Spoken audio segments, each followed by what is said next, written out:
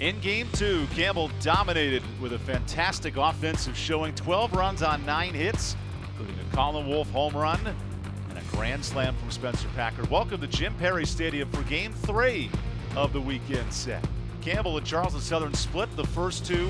It all comes down to this final matchup, and what a start for the Camels with a Spencer Packard grand slam. The offense was so critical to game 2. They were. They looked good throughout the game, but they started out early. Let's look for them to try and capitalize early again and dictate the game more so than they were able to on Friday night. So if Campbell's able to get ahead early and execute their offensive approach, look for them to continue building on that as well. Evan Budrovich and Cole Hallam getting ready for first pitch. And 45 minutes after game 1, Cole, how does this Charleston Southern offense, led by Kyle Sandstrom, moving up to the top spot in game 3, get the bats going in this contest? They have to hit the reset button. They have to understand, the first game of this doubleheader wasn't necessarily for them. Ball didn't bounce their way at all times. It did, though, on Friday night, so they understand that they're capable of competing with this Campbell team, and they just need to hit that reset button and get off to a good start as well. We saw the first 5 innings dictate the majority of the game earlier today. Look for that to continue here. Whichever team gets out ahead early on a tired Saturday afternoon is probably going to come out of here with a win. The challenge for the Buccaneers is facing a Campbell pitching staff that did very well last time. And how about in this start? Kevin Westlake, who moves from the bullpen back to the starting rotation, where he threw as a midweek starter 2 seasons ago, thrived out of the bullpen this year, and is back in the starting role today. Well, different situations dictate, different outcomes, and Campbell needs a starter. They need a reliable starter on Sundays or in the third slot here on a doubleheader Saturday to come in and execute and give them a chance to win.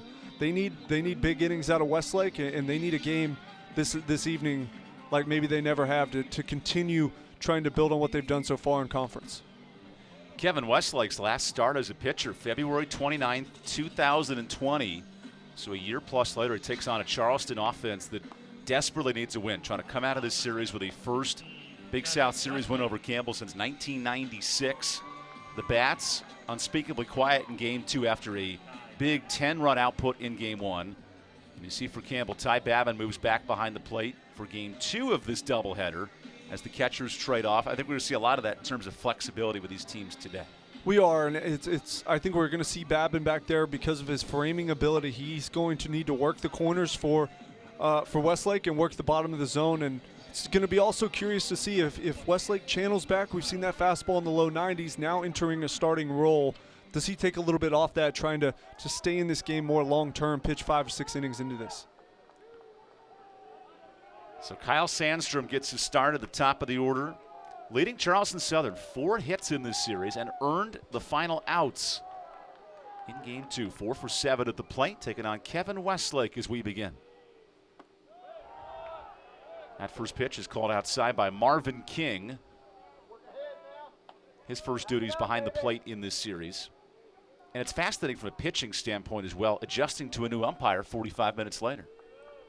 It's always different, but we saw Chassie get off to such a great start throwing strikes early, and I think we see Westlake, who's known to have a bit of control issues at times, but challenge early, challenge over the plate, force Charleston Southern to beat you, and then you can start to adjust and nibble on the corners and manipulate the ball a little bit more. But I think for Campbell, it all starts with getting ahead of hitters early and challenging the strike zone. Kevin Westlake falling behind 2-0. The senior out of Greensboro, North Carolina, misses outside. When Westlake was a starter, control was an issue. Averaged an equal number of walks to strikeouts. This year out of the bullpen, 3 walks to 13 strikeouts. How does he replicate that success? You challenge the zone and you absolutely get after it. I think a lot of the times Westlake gets in troubles when he starts to guide the baseball or aim the baseball, and it just isn't the same delivery. When you clear your head and you just get after the strike zone, you're going to find yourself having a lot more success than when you're trying to nibble and almost beg for strikes. So I think that's something he struggled with, especially in the starting role, and he needs to just go back to what made him successful as a closer. Get ahead early and get guys out. Westlake falls behind to Sandstrom and nearly hits him. The 5-pitch walk opens up this top of the first. What a crucial first inning for the Buccaneers, who were just run-ruled out of game 2 of this series and trying to shake the confidence of Campbell's closer out of the bullpen, who comes in to close this weekend. And it's going to take a lot more than a walk, but they're off to the right start. And I think definitely Campbell has an opportunity with their offense to push Charleston Southern to the side for the weekend and complete the series win. But Charleston Southern also has a great opportunity here to hit the reset button and get back in the driver's seat of this series. First pitch from Westlake dives low and outside. It's worth noting we have the creamsicle matchup of jerseys as Tyrell Brewer comes to the plate. He robbed a hit earlier today and is 1 for 5 on the weekend. Kind of reminds me of those old Fred Flintstone push pops with the different colors that come off between the Charleston gold and the Campbell orange today. Those were a great snack. Dynamite drop in, Monty. That broadcast school might be paying off for you. What do you feel about teams switching jerseys from Campbell's standpoint from one game to the next? I as a player, I hated it. I just let me keep wearing it. It's already sweat-ridden and gross, but the last thing you want to do is be gross and put on something clean, and then it just feels uncomfortable. Westlake wiggling through some trouble in this first inning. Falls behind 3-0 to Brewer. You can't help but wonder when you bring a kid in from a closer role, he's not been extended. If he doesn't get it under control, it may be a short outing. Charleston Southern trying to do to Campbell what it just did in game 1. Jump out 3-0 in the first inning. And now T-Rob, the pitching coach, Tyler Robinson, out for a meeting. This is a tough task and a tough ask for a player, going from being the back-end closer, pitching 9 innings of great ball out of the bullpen, to now having to come in and go back to a role he had done 2 years ago. It's an interesting situation. I don't know that this would have been a coaching decision I would have made to put Westlake in this situation, but regardless, he has to find – you're a college pitcher. You have to find a way to pitch in the strike zone if you're a college pitcher. And if you get hit around in the strike zone, that's fine. That's one thing. But to come in and through 7-8 pitches and you're largely uncompetitive or non-competitive – I don't quite get it, but if he doesn't figure it out soon, they're going to get off on the wrong foot here to start this game. Here's the 3-0 pitch. There's a strike. Brewer's been a spark plug ever since transferring from Florida State. Voted the top Big South prospect for the 2022 draft when he'd be eligible as a third-year player. It's Kevin Westlake making his first start of the season. And he gets the call for strike 2. Brewer's on his way to making an enemy of the umpire here. That's the last thing you want to do is give him any unnecessary reason to want to call you out on the next one when you got to go back to the box in a full count. Instead, the count works full with Andrew Bullock, the Grand Slam hero from game 1, on deck. The payoff is swung on and missed. Babin's throw is perfect for a double play.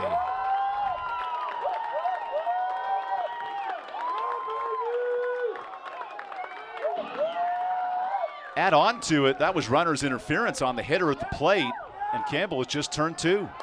And you talk about a momentum swing there. Everything is now turned for Westlake. He's got a fresh start and 2 outs. Now batting number 32, Andrew Bullock.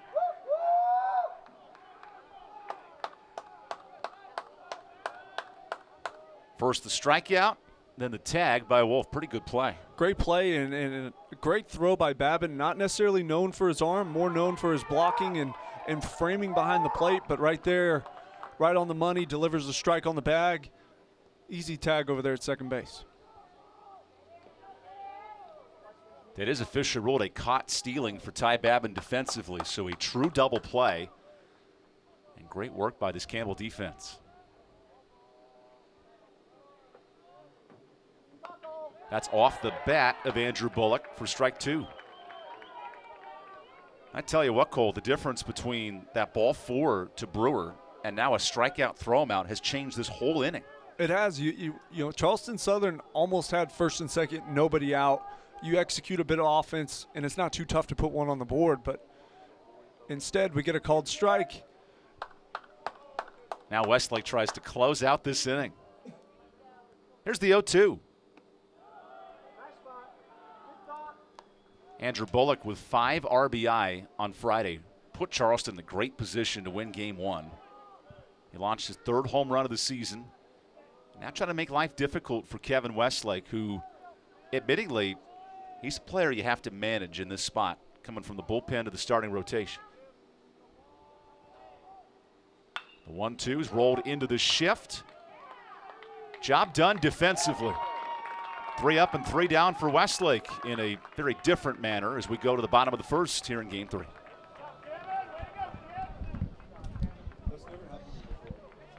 So I got like a frog or something in my throat, but I couldn't feel it. I could only hear it. I was like, oh, there's something in my throat apparently.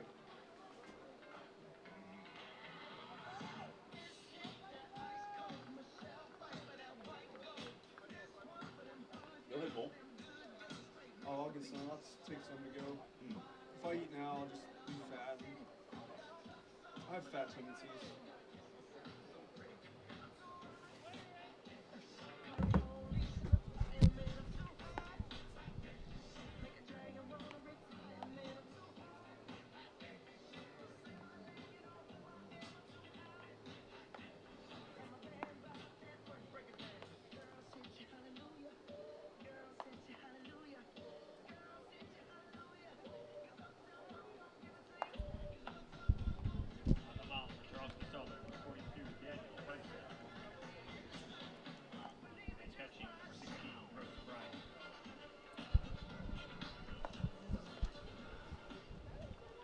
Here's the Sunbelt Rentals starting lineup for Campbell.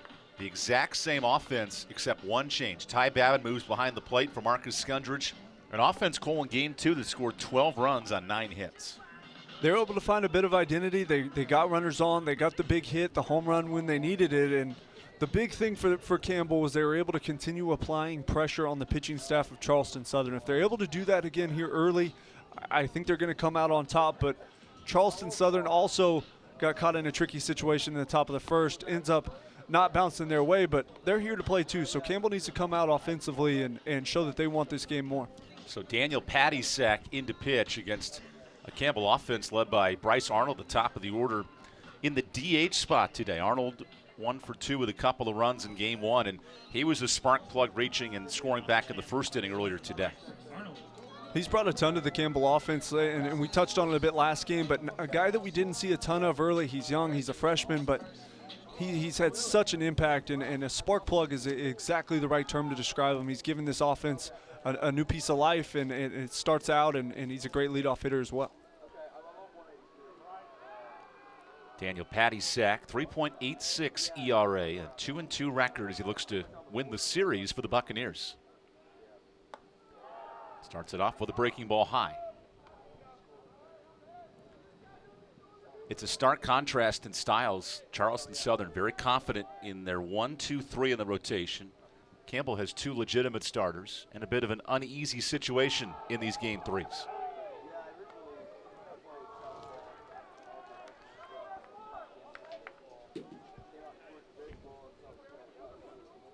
Arnold now hitting .350 on the year after starting with a 1 for 5 clip this weekend. That is called ball 3.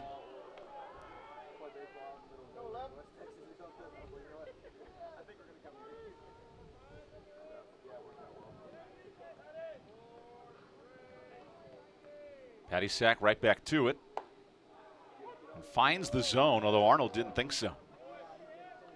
We've seen a couple, I don't know that I'd say questionable, but close calls on walking counts, and right there Arnold on the inside corner probably thought it was ball 4, but it's a little too close to take. I think it's probably the right call, getting him on the strike. There is ball 4, and you're right, I'm surprised Marvin King didn't ring him up on that pitch just for reputation. You tend to have guys walking down the line on you as an umpire. You start to feel shown up just a bit, and as a hitter, especially a young hitter, probably a good practice to avoid and just let the umpire make his call and deal with what it is. 12th walk of the year for Arnold. That also matches his strikeout total, which for a freshman is impressive. Yeah, anytime a freshman come in here and compete offensively, but have the discipline to have equal walk to strikeout ratio is very impressive. Now he draws some attention over at first. Campbell's running game leads the Big South in stolen bases, and that added on to it with a productive day on the bases in Game 2. 3 steals. Now Denning takes high. We saw Denning there point out, what, a circle changeup on that pitch? Yeah, and he's essentially telling his teammates as well what to look for. A good hitter can always relay and get information back to the dugout to avoid guys making similar mistakes as the guy in the box. Daniel Pattysack, a 2-to-1 strikeout to walk ratio. He has had some issues with extra base hits. 4 doubles and 2 home runs against him in the first 30 innings. Denning gets jammed. Here's Parker taking it the easy way for 1. We've seen Denning look just a bit uncomfortable, really from both sides of the plate, but right there, great execution on the pitch by Pattysack. That's a fastball on the inside black that looks really good to Denning, the left-handed hitter, out of the box and out of the hand, and just not able to get the bat there. Great execution to answer back with that fastball in the inside corner by Pattysack. Daniels worked deep into games as well. 4 quality starts in Big South play, including in his last road outing. 7 innings of 2-run ball at Presbyterian.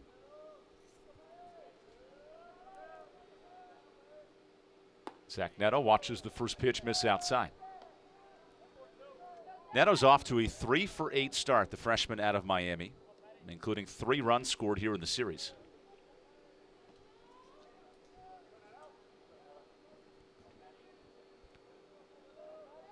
Facing a Charleston Southern pitching staff that allows 4 runs a game from its starters, but 6 from the relievers, and that's going to be a big question here in Game 3.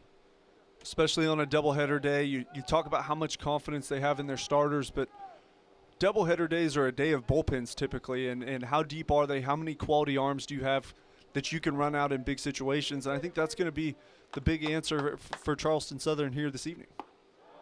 That pitch slurves in for strike 1. We've seen the slider, we've seen the changeup and the heater from Daniel Pattysack, the freshman from the IMG Academy down in Florida, originally from Prague, Czech Republic.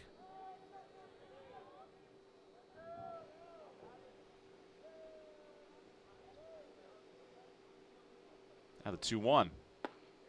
That catches the corner for strike 2.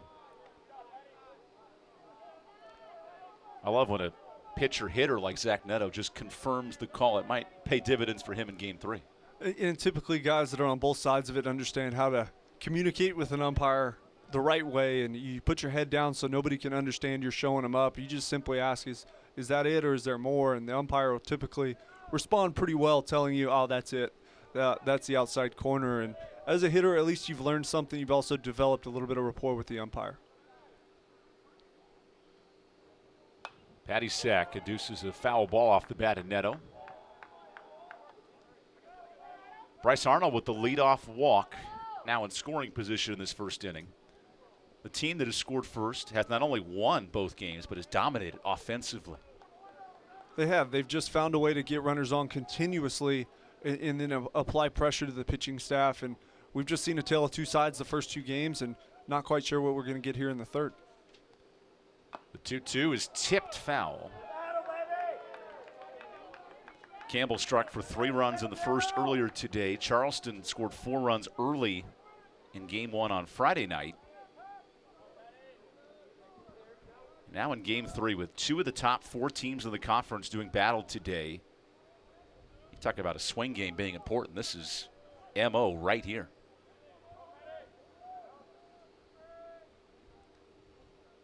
Now Pattysack on 2-2 gives up a base hit into the corner. Campbell strikes first in the opening inning on an RBI double, cashing in Bryce Arnold. What a great piece of hitting there by Neto at the plate. That double was due to his hard work and spoiling pitches with 2 strikes. He spoils and spoils and spoils, earns himself a fastball out over the middle of the plate, and after the big performance of this offense earlier today, no surprise to see him hitting on all cylinders, ripping that double down the left field line. 10th hit of the season for Neto with runners on base. Now the 6'4" righty out of the Czech Republic. Off to a tough start as he faces the hottest hitter in this league in Spencer Packard. And Packard gets plunked. Third hit by pitch for Spencer in the series, and he's on with one out. Probably not huge on that one, but I appreciate it. The shortstop, number 4, Colin Wolf. So if you're Daniel Patisek here, Cole, how do you settle in and overcome a little bit of self-induced woes? Well, you get a little bit of positive self-talk. Anytime you're in a bit of a jam, you have to look at what you can do as a pitcher. And right now, with first and second and one out, he needs to understand he's one pitch away from a ground ball double play and being out of this thing, only chasing one. Wolf takes outside for ball 1. Colin Wolf, the biggest swing of the weekend, a 2-run home run in the first earlier today. Bumps his average up to 286. Remember, he was below 200 for the first 3 to 4 weeks of the season.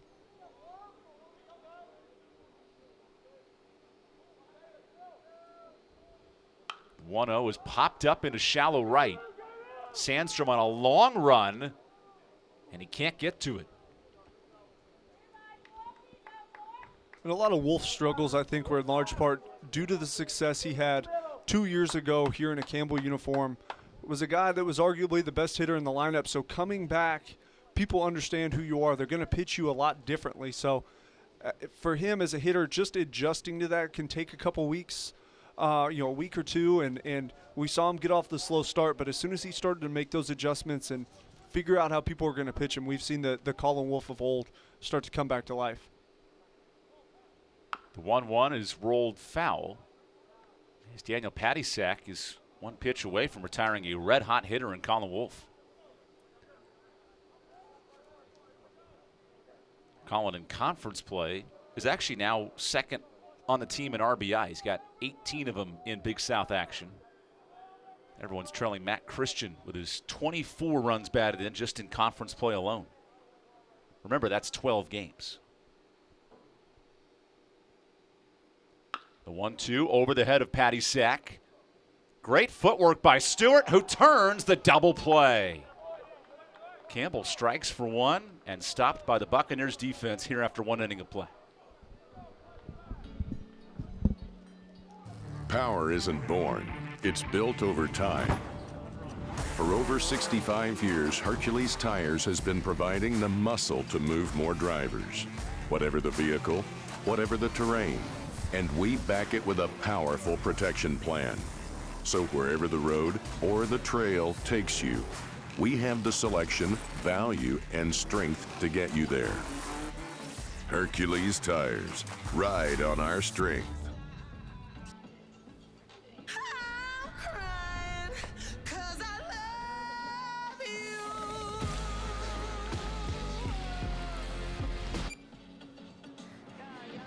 Pepsi Wild Cherry. Tired of cooking at home? Change it up without getting up. Just order Jersey Mike's through our app for no contact delivery or no contact at the door pickup. Jersey Mike's. Be a sub above. Tasha, did you know Geico could save you hundreds on car insurance and a whole lot more? So what are you waiting for? Hip Hop Group Tag Team to help you plan dessert? Fresh vanilla, rocky road, chocolate peanut butter cookie dough. Scoop this, scoop this, scoop this, scoop this. So why throw so close to each other there in center?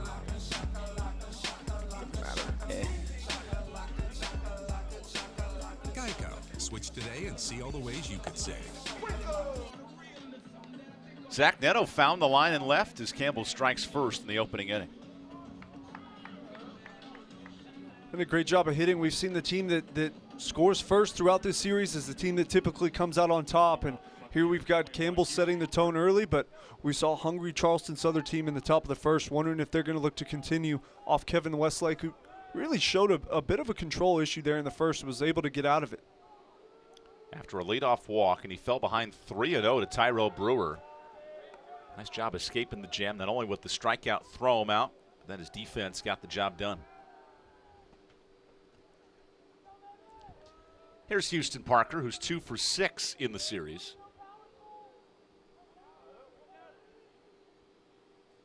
Parker drills one to short. Wolf, a bobble, and a rare mistake from the Campbell shortstop.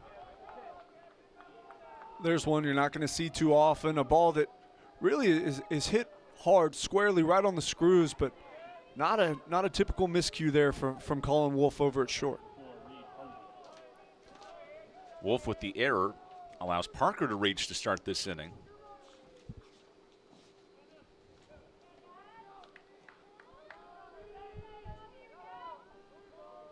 This Campbell team that came into the series third in fielding percentage in the conference. Now a bunt attempt by Hardwick. Good scoop by Westlake. Good idea there by Hardwick as well. On the push bunt, he's essentially trying to push it between Westlake and Christian over at first base. Unfortunately, Hardwick isn't able to get it by Westlake. Great job of jumping off the mound as a pitcher and fielding his position, but if he is able to get that ball just past Westlake, I think that could be a single, but they're going to take the sacrifice bunt there, moving up their runner to second base. We mentioned that defense for Campbell. Only the third error of the season for Colin Wolf, who was fielding at 980 this year. Big RBI spot for Alex Andronica, getting his first start of the weekend. The third-year outfielder from Cumming, Georgia. Andronica last year led the team with a .321 batting average and 21 total bases in just 10 to 11 games.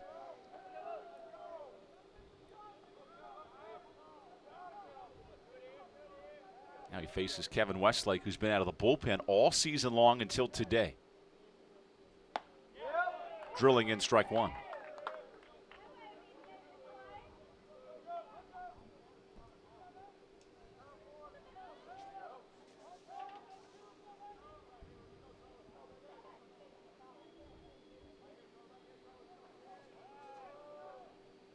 Andronica waits from Kevin Westlake, who misses up.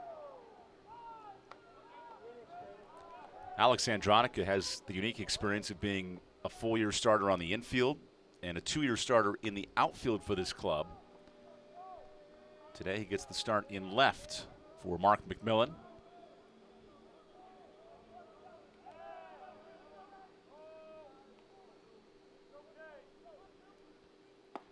The 2-1 sneaks in for a strike.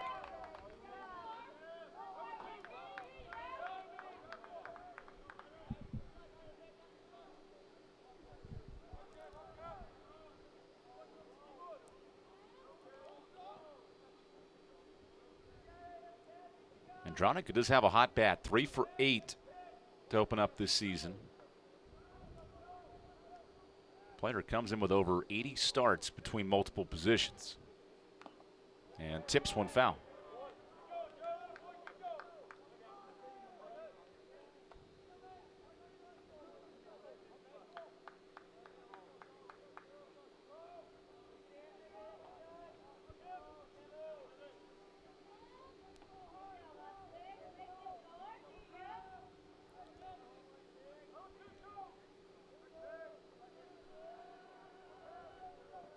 Westlake on 2-2. Gets his strikeout. Andronica just missed it into the mid of Babbitt.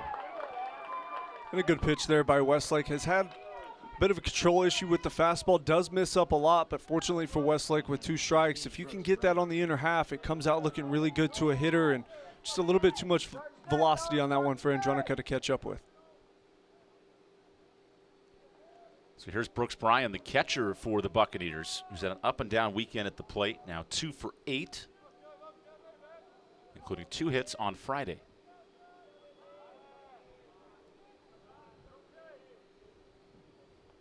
Westlake's breaking ball's popped up. That is out of play. Charleston in game 2, despite the 12-2 loss, they did strand 6 on the bases. They had some chances. And now a big spot here in the second against Westlake.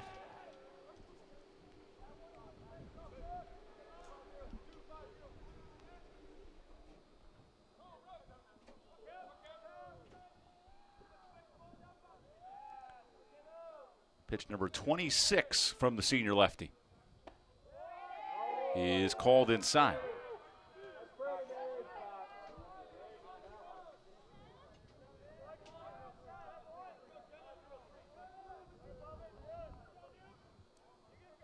Campbell's trying to come back and win a 4th Big South series after losing Game 1. 12-2 win in Game 2, and now in the heart of Game 3.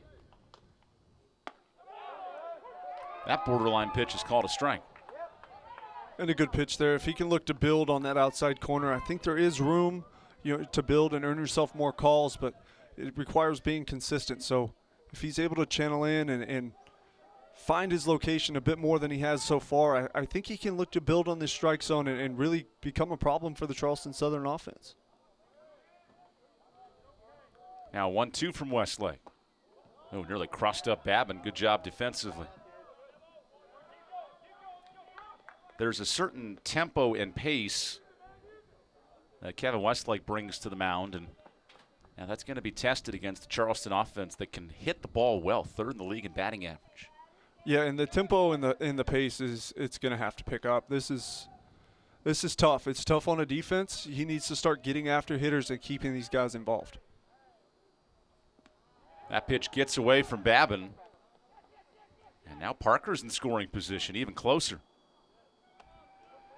Those are typically things you start to see from slow tempo guys. Babin's back there squatting behind the plate for 15, 20 seconds at least in between pitches, and you need to get on the mound and get this thing going. This is a Game 3. You want to maintain energy, and what we're finding here is a total energy kill. As a closer, you get away with a lot more. It's high stakes, big situation.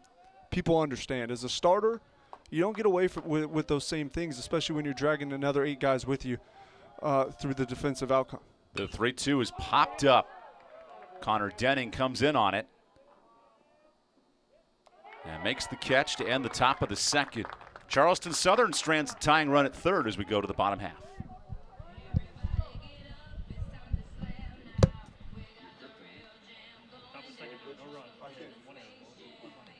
I'm legitimately mad.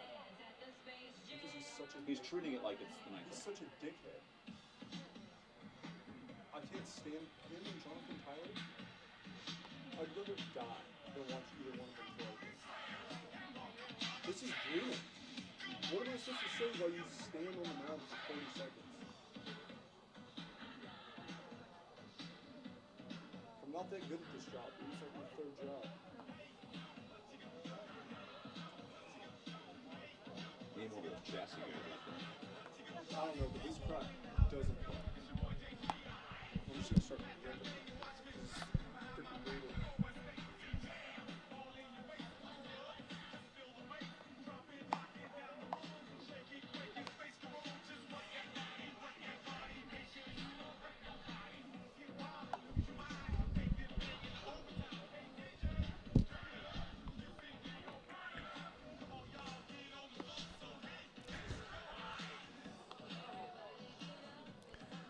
Hercules Tires, a proud sponsor of the Big South Conference. Ride on our strength today with Hercules Tires. Good ballpark, good weather all of a sudden here in Game 3 after a lightning delay. Slowed us down in Game 2. It was interesting, Cole, in that game. It was 3-2 midway through in the 4th. Campbell then explodes for 9 straight runs. That offense is carried into Game 2. And you do wonder with the stops and starts how much that impacts a team's offense. It does, and I think as soon as we went to break, we figured when we came back from the lightning delay that we were going to get a burst of momentum from one side or the other. Either Charleston Southern was going to get out of a bases-loaded jam, big situation, or Campbell was going to get a hit, and they ended up getting a drag bunt single for an RBI and a grand slam to essentially put the game out of reach. And they've been building on that ever since. Charleston Southern hasn't been able to come up with much since. So you wonder if they're going to be able to turn the tide here in this one. It's 1-0, still a great ball game here in the top of the 2nd. Daniel Paddysack back to work and gives up a fly ball. You can tell Christian wanted all that one. It stays in the infield for out number 1. And really a quality pitch for Christian to swing at. This ball from Paddysack is out over the plate. It is a fastball. He gets his best swing off, and I think you're exactly right. He has bad intentions on his mind when he swings the bat. And that's what you want, correct, if you're Justin Hare? Absolutely. Absolutely. You want your middle-of-the-order guys thinking that any ball is a potential RBI situation with the power they have in the middle. That's the RBI leader in Matt Christian, who just flew out. set the stage for Lawson Harrell, who's got 2 RBI and 2 runs scored today. That was in game 2 of the series. Now the freshman from Shelby looks to build on a nice 320 clip to open up his second full season.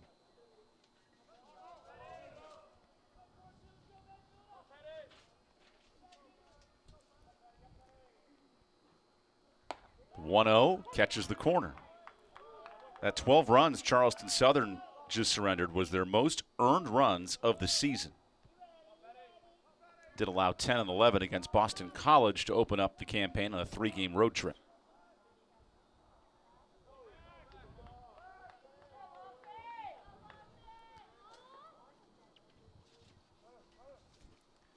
Charleston Southern was also supposed to schedule Ball State, but some COVID issues between the two programs did not allow that game to take place on the Ball State side of things. So just 3 non-conference games for the Buccaneers so far. And right now on the schedule, no other non-conference games are noted except at South Carolina, which comes up this week. This pop fly goes out of play. The catch is made. That's Parker bringing it in. And a nice catch by Parker. This ball, you're exactly right, goes out of play with the typical wind gusts here we see at Jim Perry Stadium. Actually drifts right back up that line, and great job of Parker going over there, staying with the baseball, understanding where the wall is, and completing the catch. That's 3 straight retired for Daniel Paddysack. Now he faces Ty Babin with 2 outs in the second.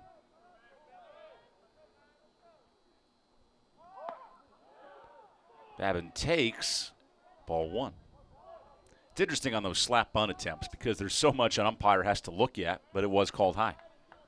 I was just thinking the same thing. The way he ran through the box almost made me think he still attempted to go. It's just a little deceiving. Aldridge heads towards the corner and runs out of room. That is a unique point you bring up because obviously on a bunt attempt you have to make a stab or go after the ball, but if you run past the box, I guess that doesn't qualify as an attempt at the baseball. It doesn't, but it's sure deceiving to the eye. Babin rolls one past Paddysack. Good scoop by Stewart. And Charleston Southern a 1-2-3 inning here in the second. Bottom of the second, there were no runs, no hits, no errors, and no one left on base.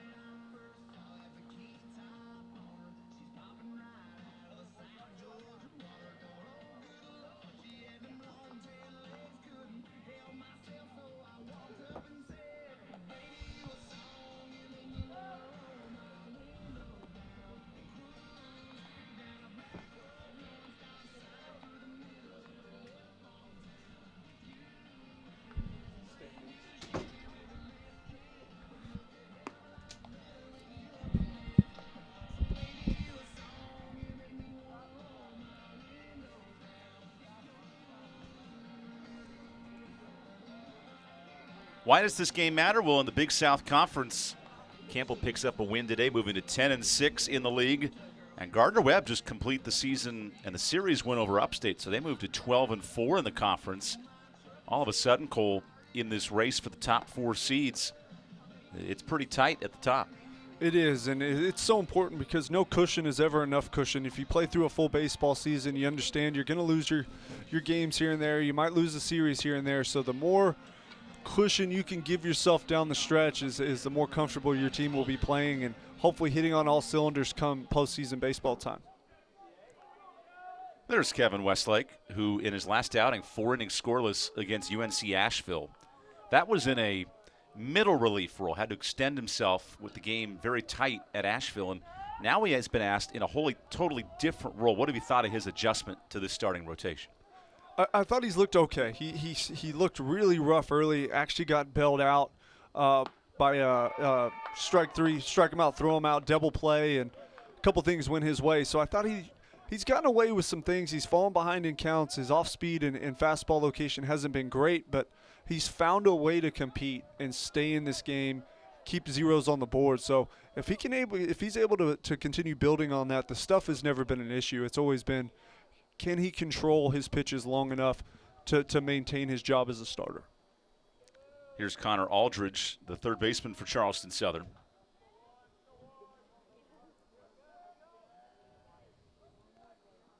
And that ball nearly hits him as it sneaks to the backstop.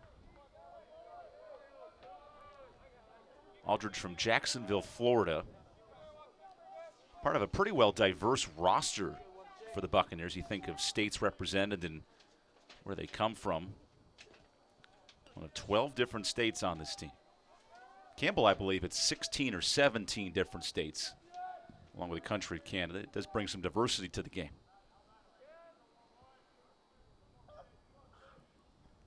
The 1-1 is rolled to Colin Wolf in good position defensively to make the play.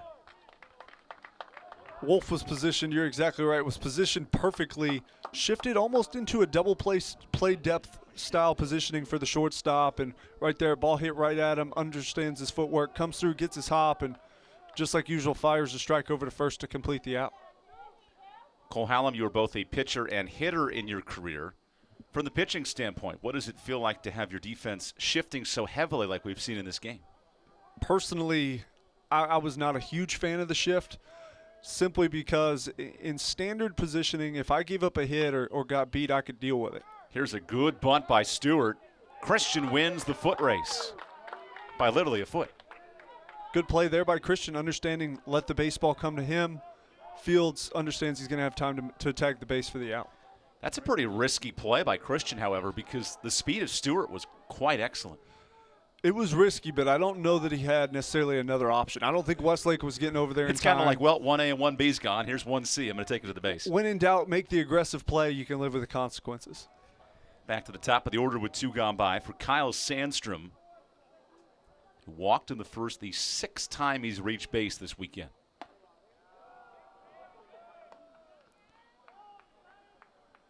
We mentioned Kevin Westlake extending himself in an outing. His largest pitch total this year is just 40. He sits at 35 right now in the third inning.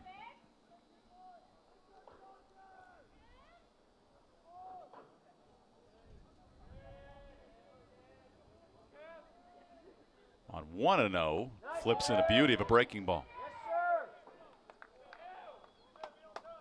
It's not as if Westlake hasn't been in this spot before. He was a midweek starter in 2019, a weekend starter this past season. But a new role and a new adjustment from Westlake, who comes from the back end of the bullpen to the back end of the rotation.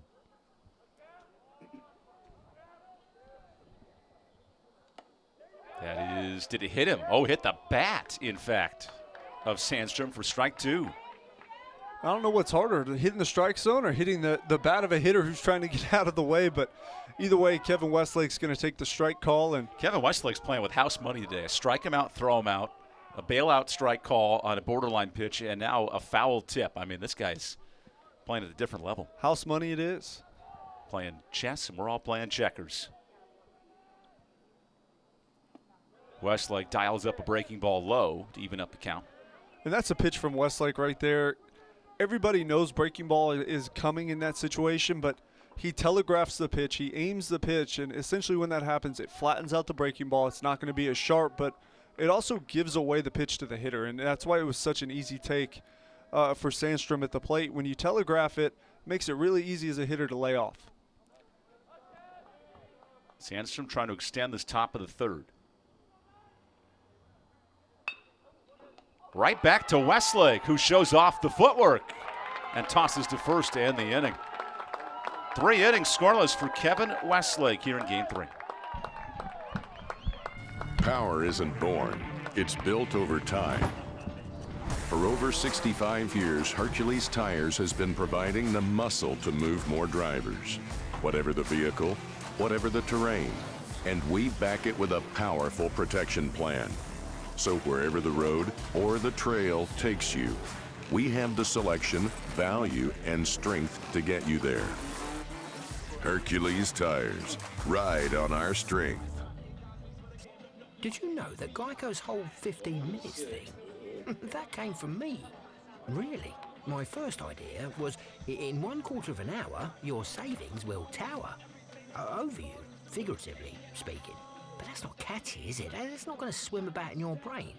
So I thought, what about 15 minutes, 15%?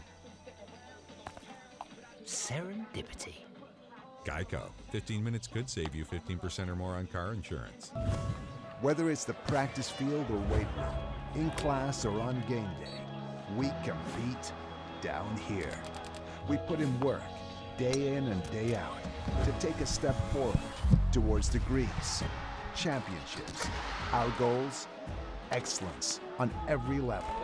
11 schools, more than 4,000 student athletes, one attitude. We are the Big South, where winners are made. Well, the Arias kickstarts the bottom of the third. As the Camels sport a 1-0 lead here in the series decider.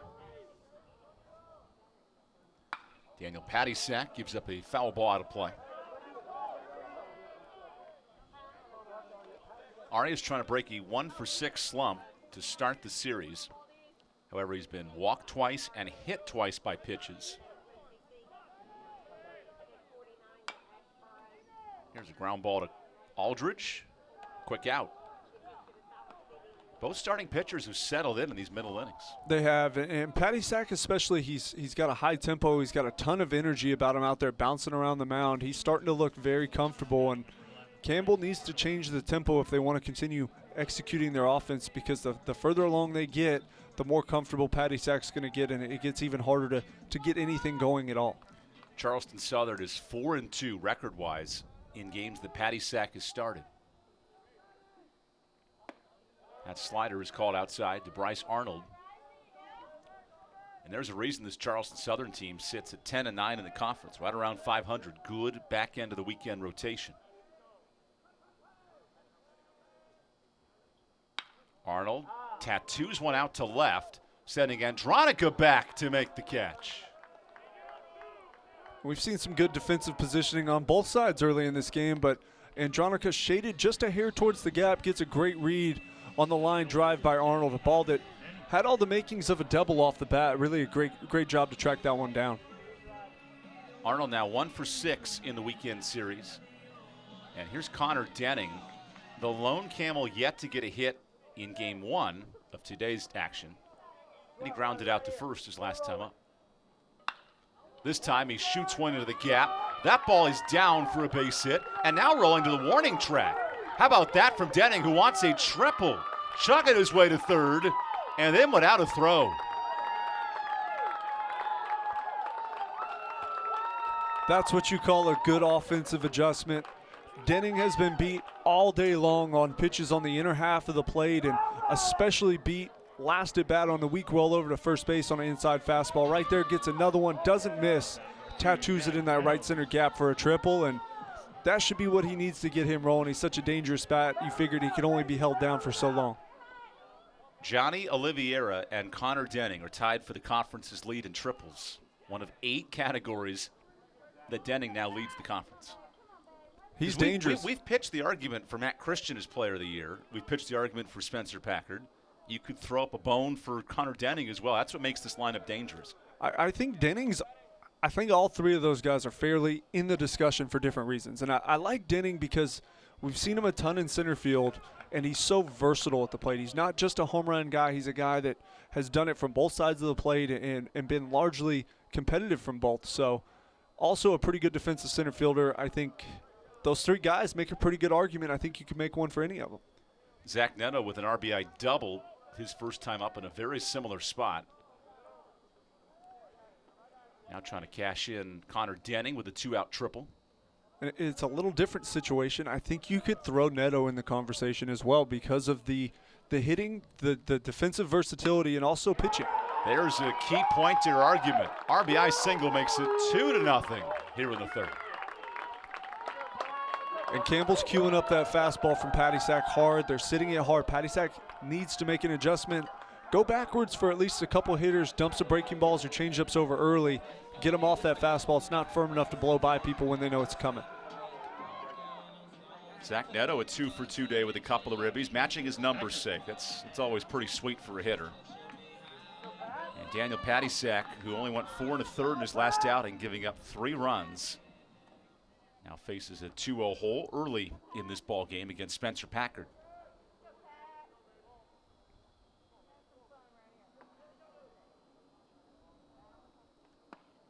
Packard lays off a slider. And really not a bad pitch there from Patysak. It's so tough. You mentioned the pitching backwards, and there you go. I love the pitch call, but with a left-handed hitter, Packard stands almost on top of the plate. He stands on the inside white line, and there's just almost no room there to miss. Ground ball, past the glove of Stewart. Into right field it goes. Neto wants third, and he's in.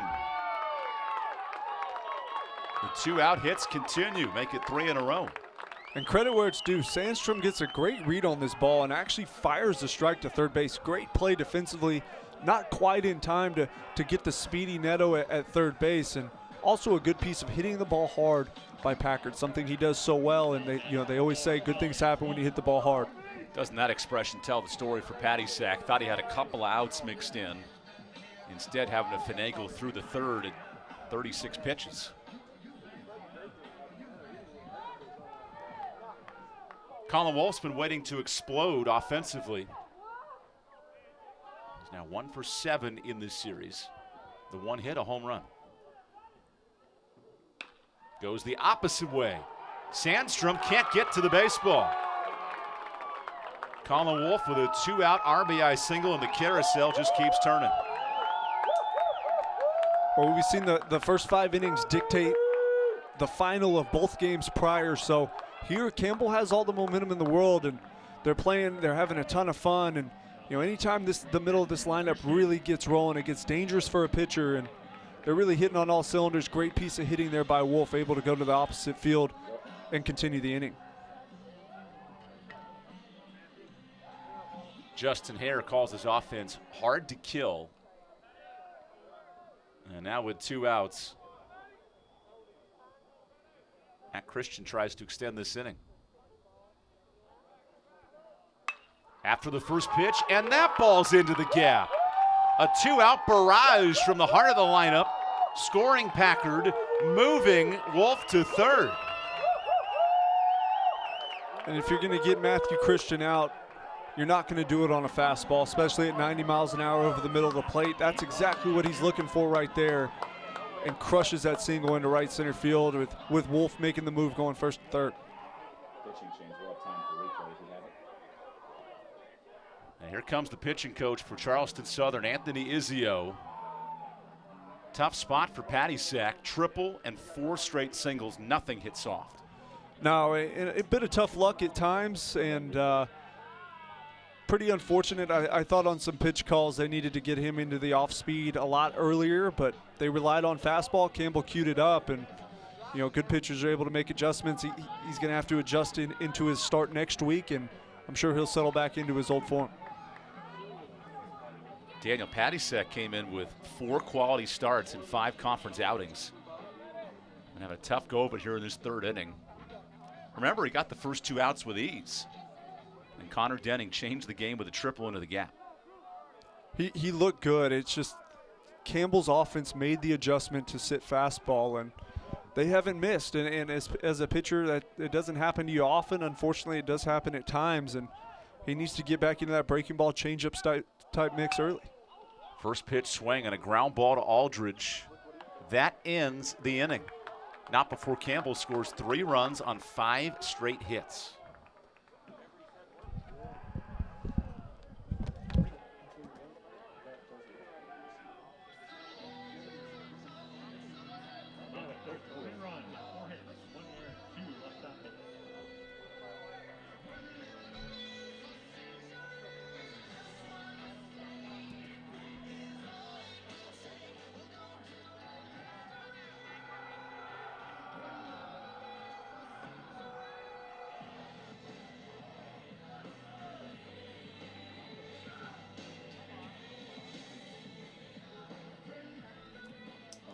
New pitcher.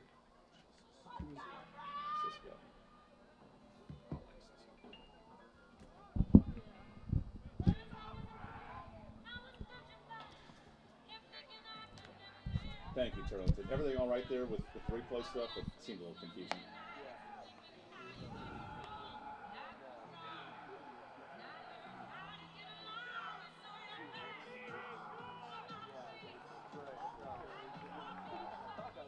Welcome back to Jim Perry Stadium. Geico is a proud sponsor of this broadcast. You can save even more with 15% on your car insurance by switching to Geico.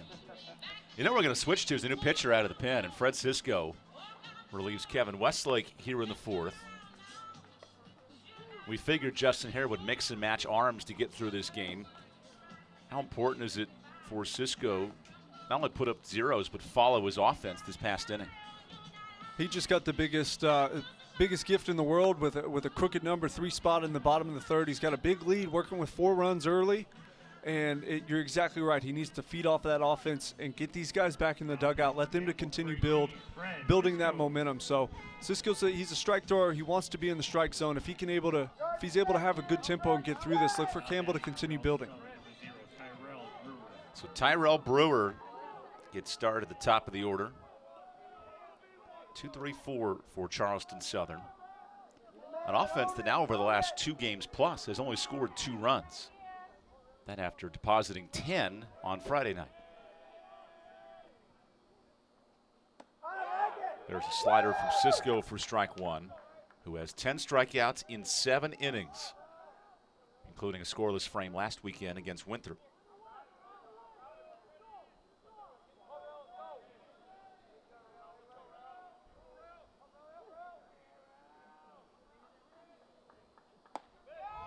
Brewer takes strike 2. That's great back-to-back breaking balls out of the bullpen from Cisco. When you haven't shown anything, and your ability to come in and deliver strike 1, strike 2 on breaking balls is huge for a bullpen arm. Fred Cisco is the freshman that Justin Hare has high confidence in, telling us that if I need a couple of innings back-to-back, I'm leaning on Fred Cisco, and this is a big spot to do it. And I have to agree with him from what I've seen so far this year. Cisco's a guy that throws the ball around 90 miles an hour. It's not the hardest thrower they have, but it's hard enough to get people out and beat him with fastball. But he's got excellent feel for his off-speed stuff, and he pitches with a ton of confidence. And that's why Hare wants to use him in big situations. They know what they're going to get. Cisco on 1-2. Brewer fights it off.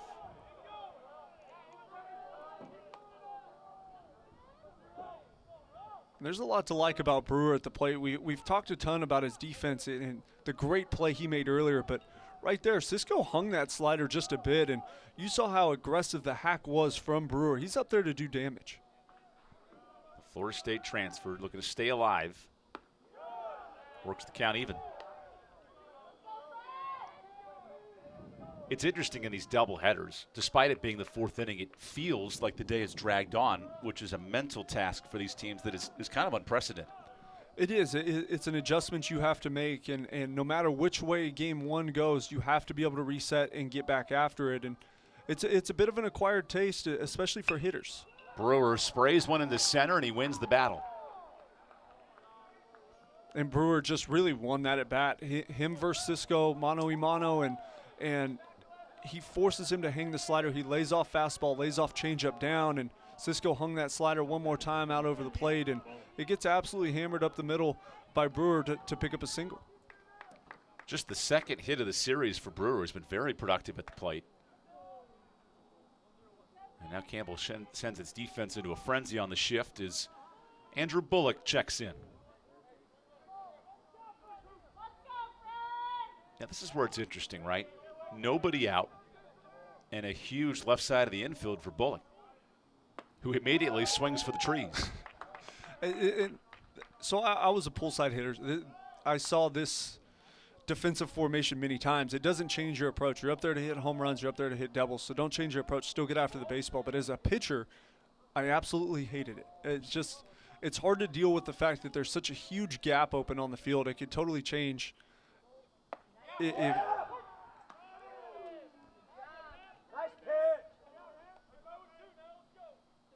And we'll show you the defense in just a second, but this is not your normal shift. I mean, it's Neto's on the line, Christian's on the line. It is very pull heavy, and that puts a lot of pressure on Colin Wolfe on the left side. It does. They're expecting big range from him, and they're also expecting that if Bullock does decide to push a bunt down the third base line, that Cisco can get over there and make an athletic play and at least get the out at first.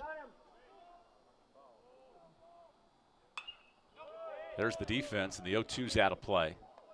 Because look at that shift, right? Neto is deep in the hole. Our ace has got to keep track on the runner there of Brewer. That's a big open space. It's a big shift, and Waldy is essentially over there from third base playing where a second baseman would usually play in double play depth.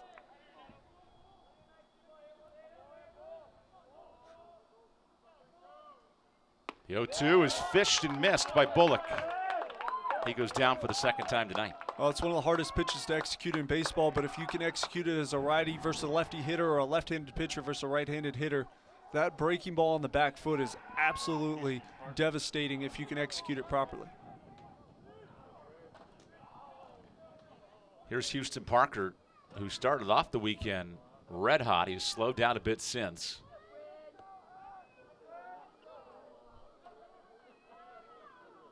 Now we'll see how Fred Cisco faces him in the fourth.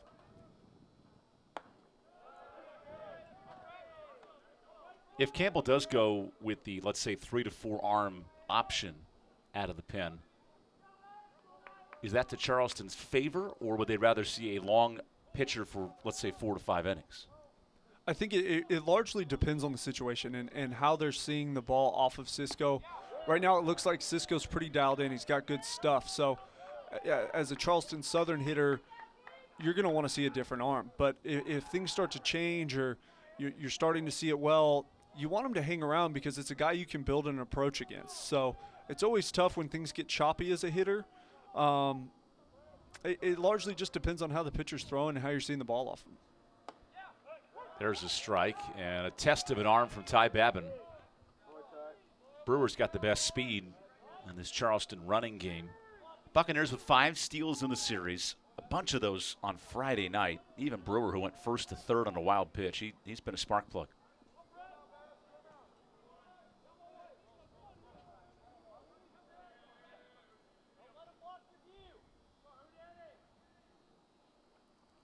The 2-1 is a slow chopper to Arias, who makes the play for out number 2. Remember, Waldy was all the way over at second a moment ago. He moves back to third and makes it look easy. We've seen Waldy all around on defense. We've seen him over at second. We've seen him at third. He's a great defensive player, but right there, understanding that he has the best angle on that baseball, comes in, charges at full speed, and delivers a strike across. That was the only chance for the out, and a nice play that we've come to expect from Waldy. Waldy Arias, he's had a tough go of it defensively this year. A fielding percentage in the mid-870s, but doing a great job on that one. Reed Hardwick watches strike 1.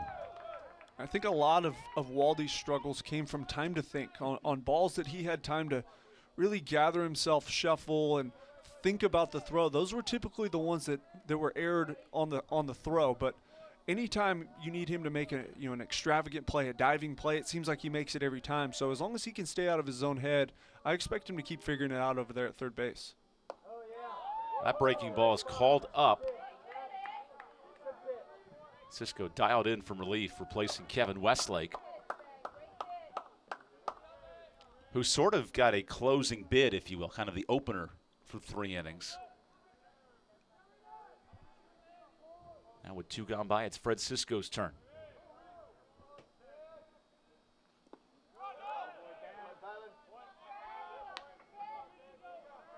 Charleston Southern just 1 hit in this ball game, and it was in this frame. Brewer with the single, now at second. Campbell's been hitting all day today. 12 runs in game 1, 4 more here in game 2.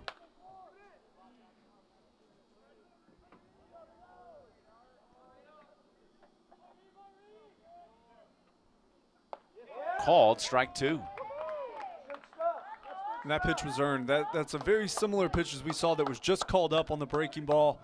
Very similar spot there. If you show you can control and command your pitches, typically you're going to find umpires are going to be willing to work with you on it a little bit, or possibly they miss one here and there. So as long as you don't blow up on the mound and show them up, typically they're going to try and work with you because they don't want to hear it from the fans either. The 2-2 is roped foul. They'd heard from some people for sure, about 50 to 100 Campbell students and faculty and staff allowed in the ballpark this weekend. It's a different atmosphere given that last week alone, due to some on-campus protocols, there was no one allowed in the facility. Charleston Southern similarly with minimal attendance allowed just from on-campus personnel. So it's normal, but it's not at the same time. It's different to say the least, but I think these kids will take any atmosphere they can get. Spencer Packer retreats in the right and makes the catch on the line drive by Hardwick. It's a 4-0 Campbell lead as we go to the bottom of the fourth.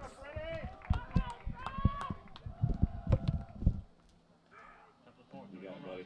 You got it. Damn it.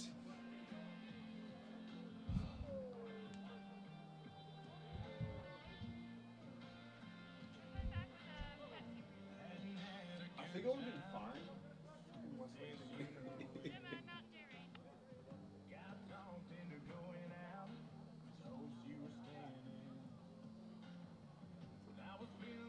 This girl's voice bothers me. Which one? The girl talking. Oh, it's yeah.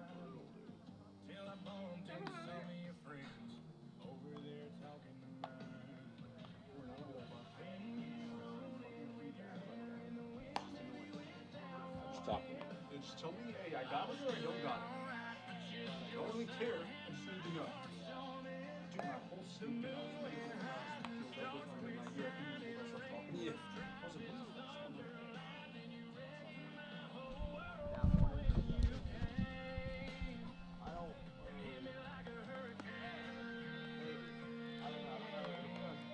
Welcome back to Jim Perry Stadium. I think they got to fix that light bulb out there.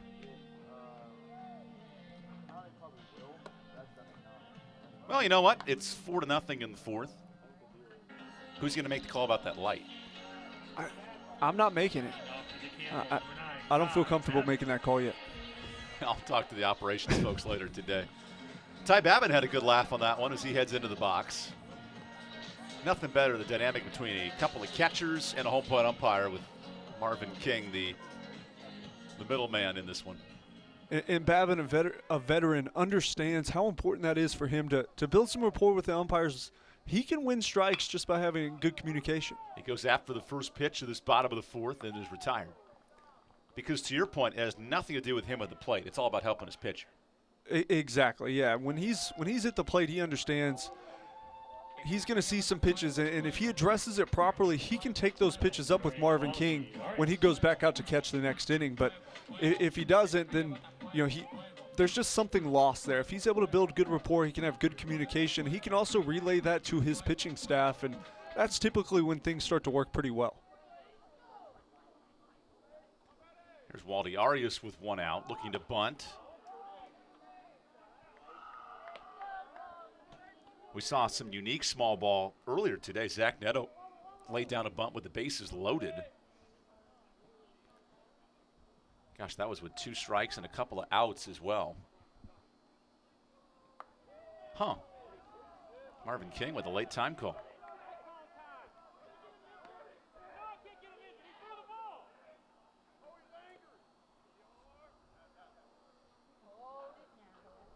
Wow, the coaching staff for Charleston Southern with a couple of words there for Marvin King. Understandably, I think as a coaching staff, you want to protect your pitcher, and late time calls are frequent causes of injuries in pitchers, so you got to say your piece. I don't know, you don't have to feel that strongly about it, but I think. And one thing Mark McMillan told us in our conversation, the student athlete welfare is one of the highest things in his priority. He cares about the development of these students and also the health and the safety of these students. So I think you have to say something. You don't need to follow up on it and really, you'll beat a dead horse for lack of a better term, but I like it. Say something. Let them know you don't like the late strike call. Arias goes after the 1-0 to short. And the defense of the Buccaneers has been pretty smooth today. They have. They've been involved. I think Patty Sack's done a good job. He got dinged up a little bit early with a 1 spot in the first and a 3 spot in the third, but he's been in the zone. It's had good tempo, and typically the third game of the series, you want to score about 7 runs. That's where you think you're going to factor in a win. So this thing's far from over 4-0 with Campbell's lead. So 2 gone by for Bryce Arnold. Man, has he been busy at the plate. 3rd appearance, a walk and a line drive out today. This is a kid he's hit a lot of balls hard, doesn't have a ton to show for it, and that can start to become frustrating later into a doubleheader. Patty Sack locates nicely for strike 2. That's what's been unique about this game. Third time around the order, we're only in the 4th inning, yet a very competitive 4-0 score. Yeah, nothing's out of hand. It's far from over, and but it's also not far from being over if Campbell's able to extend. So if Campbell can put another crooked number on the board, I think they can probably put a bow on this thing. But up until that point, it's anyone's ball game here in Game 3. Campbell trying to come from behind and win the final 2 games of the series. Patty Sack wants to quiet these bats, inducing 3 easy outs in the 4th. And Brewer has a long way to go, but makes a nice play. Let's go to the 5th. 4-0 Campbell through 4. Bottom of the 4th. There were no runs, no hits, no errors, and no one left on base. I'm pissed. Oh no. Like it's just like, like they literally have. Like just show it. I'll read it. I will read it. How are you? Okay. These are long days. Oh, I can imagine. Well, the problem is just be like the other kids gotta just make a decision. Just do it. Do it. Yeah. Hey guys, moving forward, just make the call and we'll do it. So just whatever you got, just go with it and we'll go with it if that works. No, but, and I say that just because it's late notice. We'll just pick an inning and we'll do it. So whatever you guys want, pick the inning and we'll do it.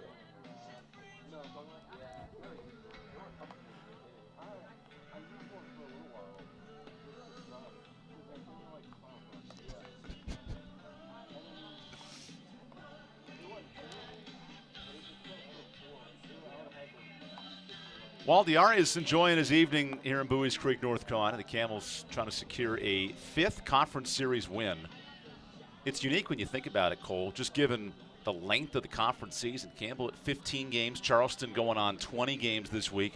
Still a whole half of the conference season to play. There's so much left, and that's why every game matters. You never know what's going to happen. You never know when a series may be canceled or postponed, or you may drop a couple games to an opponent that you should not drop those games to. So this is a huge game here, deciding a series against the 3 and 4 seed, and it's been fun to watch. I'm expecting Charleston Southern to get right back into this thing and be largely competitive through the rest of this ballgame. So Fred Sisko works in the 5th, his 2nd inning of relief.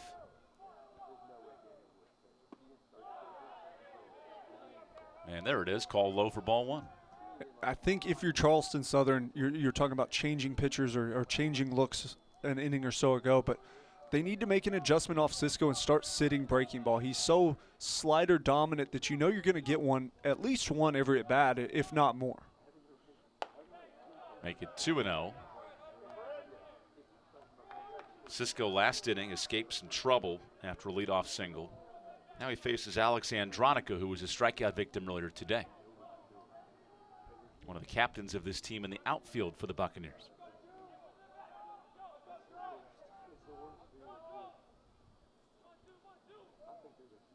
There's strike 1.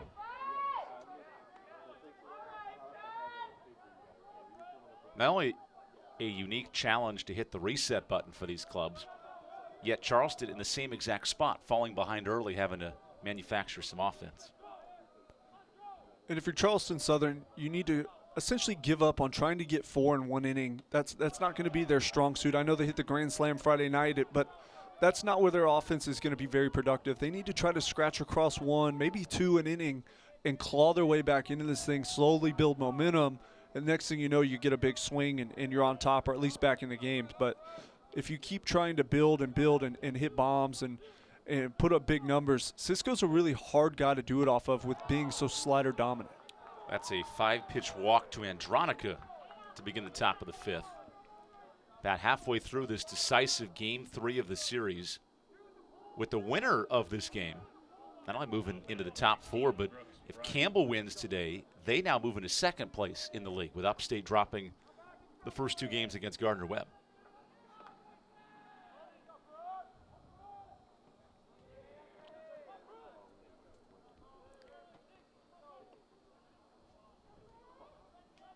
Fred Sisko with the bullpen starting to get warm.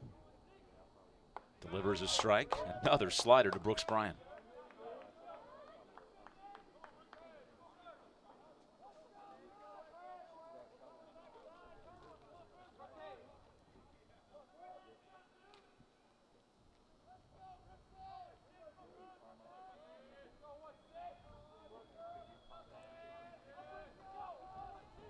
Easing our way through a great night in Buies Creek, North Carolina. The thunderstorms have cleared out.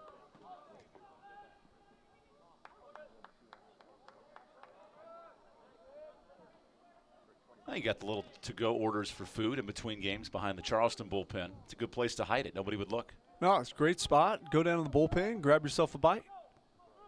Looks like that bullpen catcher has it guarded for his life as that pitch slips outside.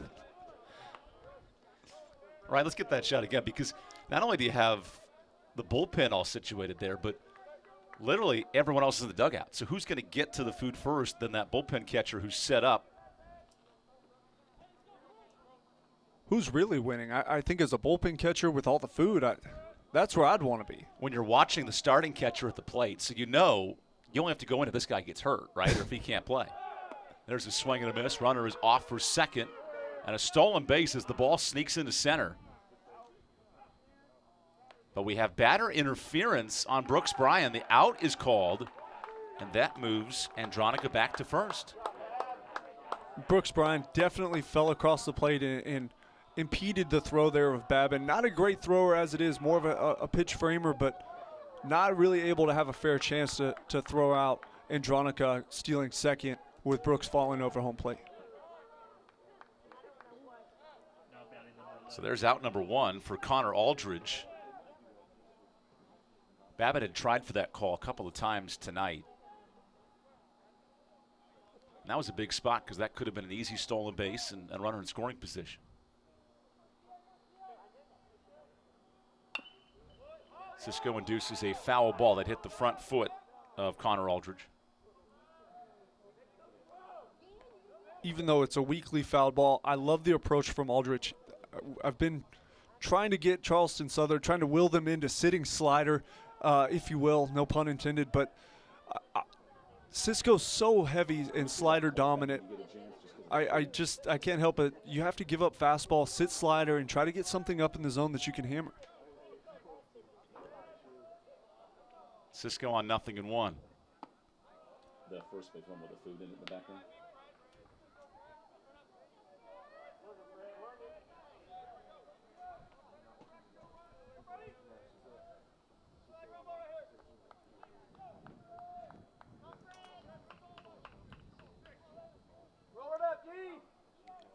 Cisco on 1-1.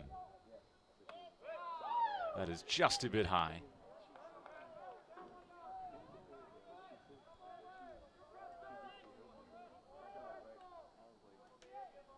This game has certainly taken a slower pace to it in the fifth inning. Talk about the mental challenges of working through a long game. How about a long day with back-to-back games? Oh, it's definitely long as a hitter. Runner is off at Andronica. That time he gets his steal. And Andronica moves into scoring position. And you figured at some point Andronica was going to run. He's stealing those bases off of Cisco. He's not done an excellent job of holding runners. He's not the quickest guy to the plate either. So good job of Andronica realizing that and capitalizing on the stolen base. Andronica with just his first steal of the year, and now Babin comes in to talk with Cisco. You think that has anything to do with the jump these runners are getting? It could be. They also could just be changing sign sets or discussing attack options possibly for the hitter. But anytime you have a runner on second base, you understand it could change.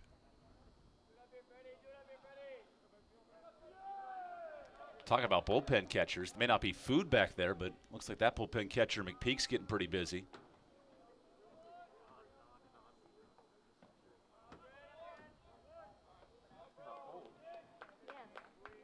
Michael told me, he was like, "You're not going to be warm enough." I was like, "I want to wear my cute shirt. I'm going to be fine." I tell you, the jerseys tonight are pretty cool too. If you think about it, between the gold and the orange.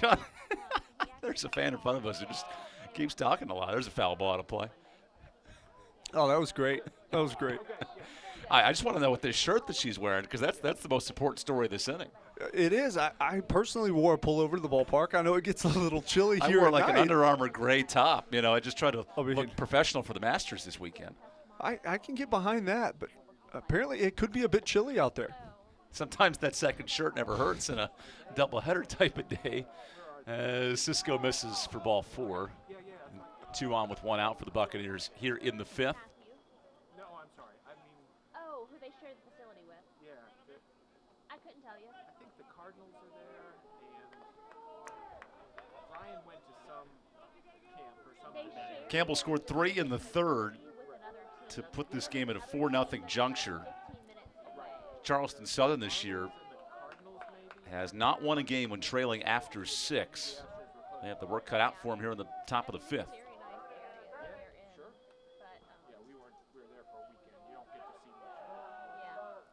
There's Dylan Stewart with 1 out.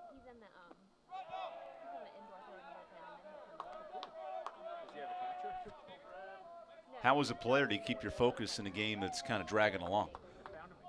It's tough, and you have to start to focus at times more on yourself and other times more on the team, but you have to understand when you pick and choose, because this thing can get long. So you need to focus on your teammates' successes and bigger moments, but almost be able to check out and then lock back in when moments are long and few and far between. So as a player, a defensive player for like Wolf, for example, is in his 14th inning of the day, and that can get long. So you have to understand that there's going to be moments in there you have to be able to check out briefly, but you have to be able to check back in because the game can speed up on you in a hurry. Here's a high fly ball off the bat of Stewart. Packard retreats, makes out number 2. And a runner tags up and Andronica to 3rd. That ball was deceivingly hit well off the bat of Stewart. I think Stewart gave Cisco a little scare. That was a ball that's left up in the zone, hammered to right field. Unfortunately for Stewart tonight, that wind is blowing directly in from right field. So they won't have to not throw. Yeah, for 5 days. And a really nice job by Packard getting back there, getting behind the baseball, and holding his runner at first base. That's how you execute in the outfield. That is a big play. Keep runners, hold runners 90 feet. Tyler Robinson tells the story here, clapping his hands and taking out Fred Cisco in the 5th. We'll have a pitching change with 2 gone by as Campbell sports a 4-run lead.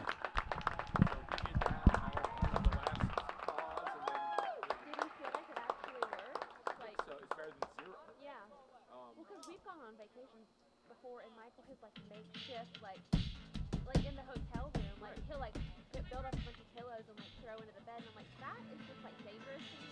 We can break a lot of things. One little thing, the sheetrock's gone or something. No, I don't want to do that.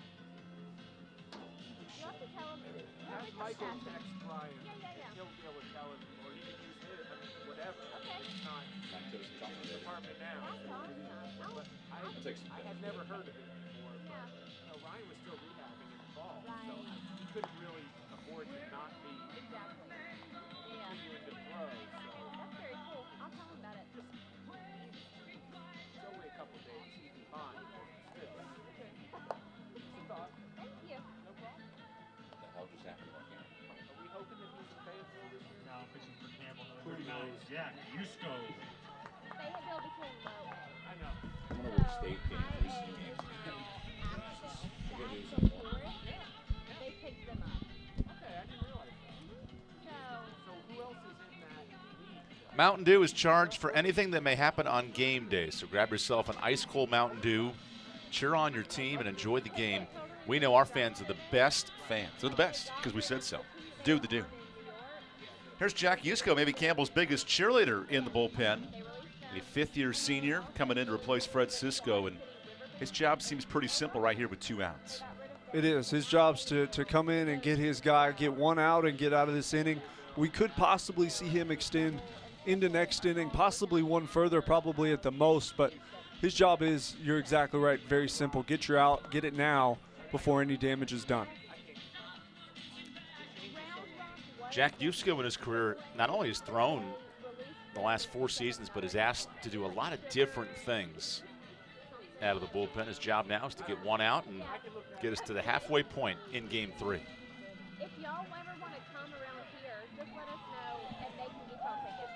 Oh, I mean, I don't mind buying tickets. They get as many for free as I tell you, between Matt Christian and Jack Yusko, got a couple of 23, 24-year-olds, chiseled, aged veterans on this team. It really does make you wonder about some of these COVID seniors, how they're enjoying classes, keeping things rolling. It's a lot of responsibility at that age. It is. Kids might be getting graduate degrees. Handling the mortgage, getting ready for the AARP payments. As Alex Andronica, the 3-year starter, gets the lead off from third. And here's Kyle Sandstrom.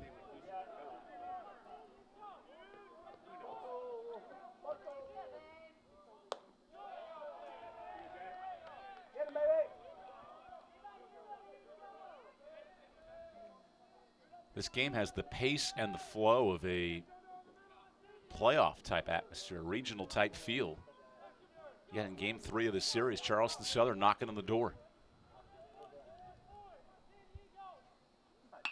Line drive to left. Harrell makes the catch in the half inning. We go to the bottom of the 5th. Campbell Sporting a 4-run lead.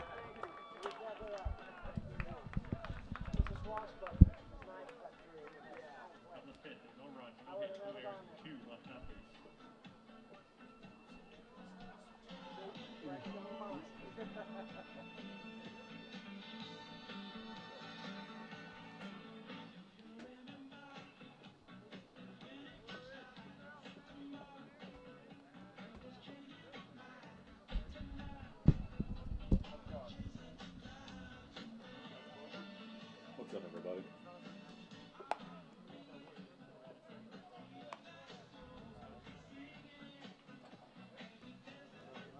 Works for me. Good luck finding any.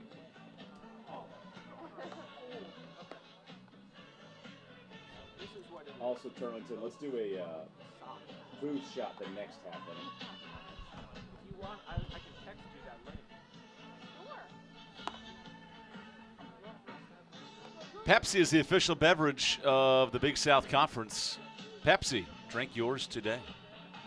I tell you, Pepsi and Mountain Dew have been cluttered in this broadcast. I hope everyone watching knows Pepsi and Mountain Dew are proud beverage providers of the Big South, and we really appreciate their support.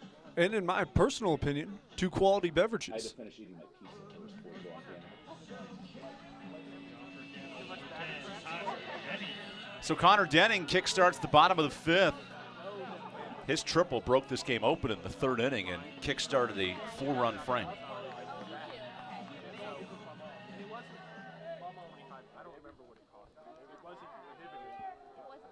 Daniel Patysak, give him credit after struggling in the 3rd, has worked deep into this game.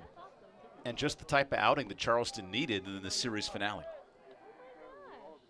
They needed a guy to pitch deep. They needed to save the bullpen. And Patysak did get dinged up a bit early, but he managed his pitch count. He's a guy that throws a ton of strikes. And when you do that, typically the pitch count is going to be a lot lower than a strikeout guy or somebody that nibbles around the zone. So his pitch count's still in decent shape. And if he can kind of mitigate the Campbell offense, he's got a chance to pitch a whole lot deeper. The season high is 7 innings in a start against Presbyterian. That series, the Buccaneers only scored 2 runs. They lost all 3 games in low-scoring affairs. Coach Mark McMillan said his team hit the drawing board and started brand new in terms of offensive approach. They came back and scored 10 runs in 2 of the 3 games against High Point. As Denning shoots one into the stars and left. There's Andronica, the apple that falls from the tree to make the play. Another good pitch there by Patysak. He's had Denning's numbers so far today. Did give up the triple, but he understands there is exposure on the inner half if he can get that fastball in. And right there, up and in, just enough to tie up Denning and force the weak fly out to Andronica.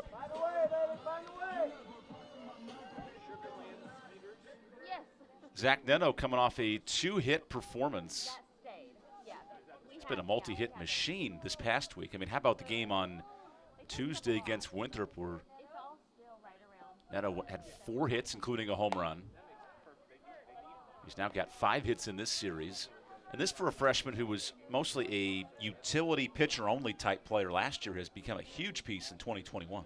I told you my thoughts earlier. I thought, potential player of the year guy for me, just the impact he has defensively. We've seen him at second base quite a bit and Oh, first. my gosh, Patty sack. Hope he's all right. As that ball nearly hit him in the face. And I think he did get lucky and just get out of the way. Neto absolutely crushes that ball right back where it came from, and you can only hope Patty Sack was able to get all the way out of the way of that one. A 3-hit game for Zach Neto.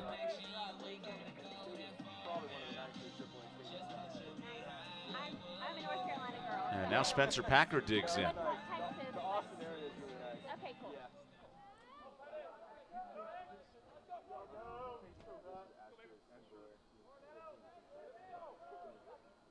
Packard's been busy at the plate this weekend. Takes inside.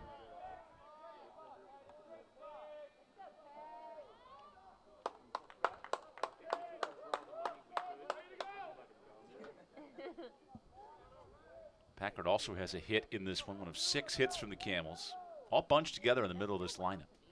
Oh, a quick pick to first, and Neto just gets back. Great timing there by Patty Sack, understanding Neto's taking a small lead and then almost a shuffle, trying to time him up and get an easy stolen base, but really good timing over there. Almost gets Neto at first base on the pick. What are the odds? We keep saying that. Another pick to first. That time Neto saw it coming.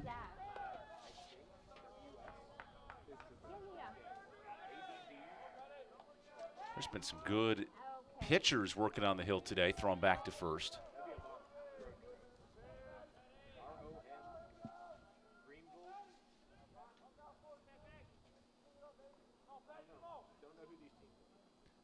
Packard skies one into the air. Brewer with plenty of room on it and makes the catch. And almost a scary swing there from Packard. Unfortunately, you hear the sound of the bat, doesn't quite get all of it, and the can of corn out there for Brewer gets a good read on this baseball, and anybody with his range, it's a can of corn off the bat for him, firing it into second base. Does a great job of continuing to show off out there in center field. We need a 21st century equivalent of can of corn, because I'm not sure that's as simple as it is anymore. You're probably right. We'll think of something throughout this broadcast. Is another pick off to first on Zach Neto, collected his third 3-hit game of the season tonight. Something simple, effective, but worldwide. Is it scanning your groceries, or is that even a little too antiquated? I think that's still too far. It's also got to be short and sweet. Has to have a circadian rhythm to it. As Neto is off for second, the throw by Bryan is not in time. Zach Neto glides into second with his 5th steal of the year.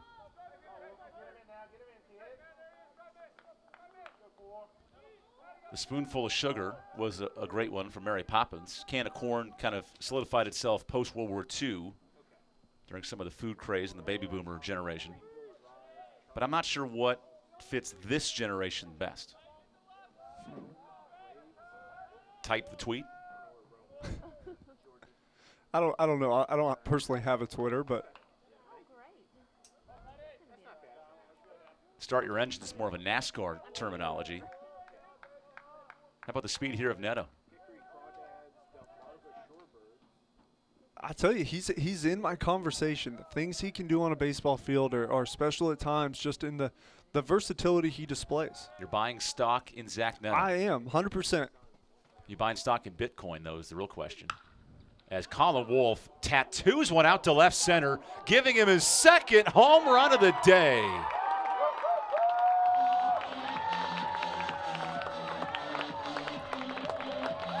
Colin Wolfe has arrived. We saw the slow start and now the explosion. The Colin Wolfe we all expect. We saw the singles, we've seen the doubles, and here with the power on full display, picking up his 2nd home run on this Saturday evening. First 2 home runs of the season for Wolfe, and the Camel bats are clicking.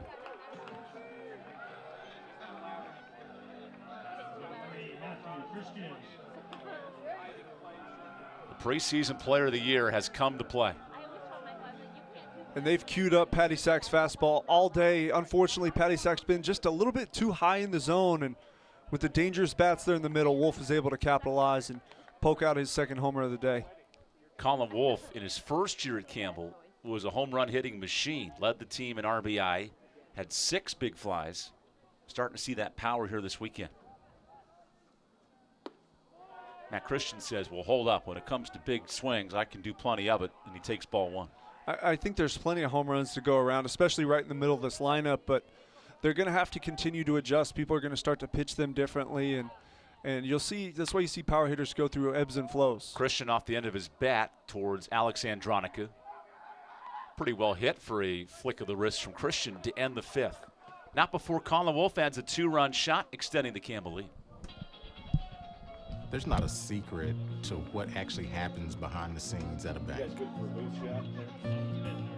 Here at First Citizens, we're trying to educate the client in each step of what's actually going to happen and actually have them make the educated decision around what steps and what options they utilize. We want to become that trusted advisor that actually guides them down that road, helping you reach your goals. That's Forever First. I'm crying 'cause I love you. We're about to be on camera here in a sec, Kev, so just be careful. Pepsi Wild Cherry. Tired of What do you cooking need? at home? Change it up without getting up. Just order Oh, yeah, Jersey yeah, Mike's through our app for no contact delivery. No, that should be fine. Or no contact at the door pickup. Jersey Mike's. Be a sub above. If you then just want to put some of the clips on the actual Can I go to proton therapy? if you're Hampton labeled. University Proton Like in a Therapy folder. Institute. He said, yeah, I can do it, man. Thank you, sir. Freeze, man. When I went for the treatments, there were no side effects. Whatever you could do before, you could do it after. Thank you, Jesus. I'm so glad I can go 15 down. seconds. You can stay there. You'll be fine there. But I tell you right now, I wanted to let those people know that I really appreciate it. And HU is his spot. Cindy, when you call her up, she's so nice and fun. This is Jen. This is Ashley. Welcome inside the booth here for Game 3, along with Cole Halm, Evan Budrovich, and this Campbell offense, Cole. Another home run from Colin Wolf last inning. What a spark for the Campbells tonight. They're starting to click, and we talked about them having success with the long ball. That's exactly what we've seen here today. They found a way to capitalize on big pitches. They're hitting them out of the yard, and they're scoring in bunches. So they're hitting on all cylinders. Expect more from the Campbell offense. Tyrell Brewer kickstarts the top of the 6th for Charleston Southern. A huge home run. Won Game 1 last night. Andrew Bullock with a grand slam. It's been all Campbell here today. And now Jack Yusko in his first clean inning of relief faces 2, 3, 4 in the order.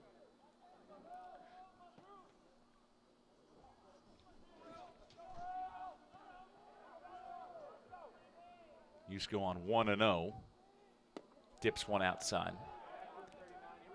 Campbell University has allowed the parents of the Campbell student athletes to show up, and his parents, Diane and John Yusko, are two of the biggest supporters maybe of this program, and they're both here in attendance today.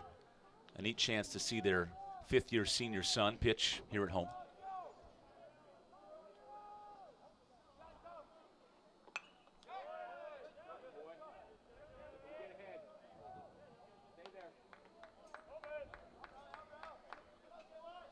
I was told in the pregame that the RV that the families all used to have was actually the Yusko's vehicle. But during COVID, they had to sell the RV, and not as much traveling going on during that time. So staying more locally out of Raleigh where they're based. So no RV anymore. It's going to be a little different for these parents that love to tailgate home games as their strike 2. It used to be cool. I used to see, the Yuskos out there. There's a bunch of other families out there as well that would all hang out, and we're really mainstays every weekend here at Jim Perry Stadium.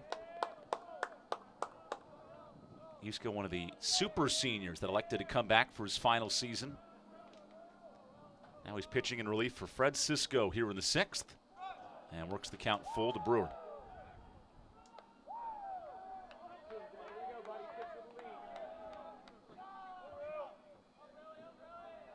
Charleston Southern, just one hit tonight. It came from Brewer back in the 4th. Yusko tries to keep it that way on 3-2. That is called inside. No swing.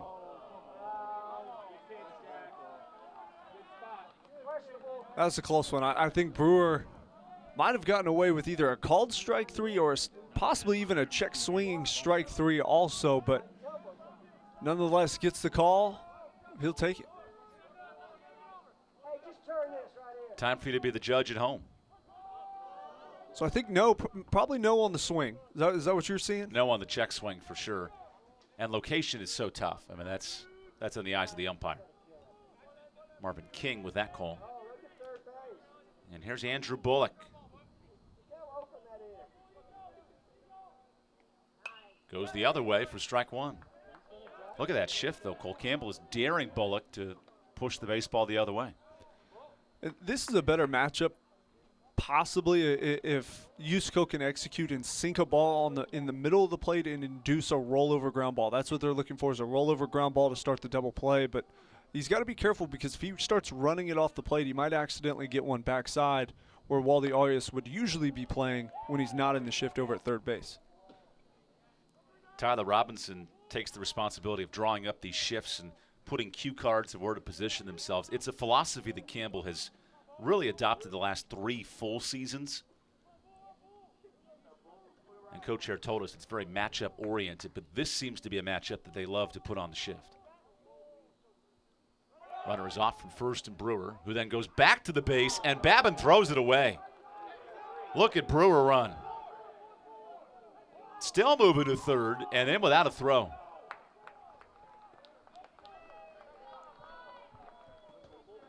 A bit of a miscue there from Babin behind the plate.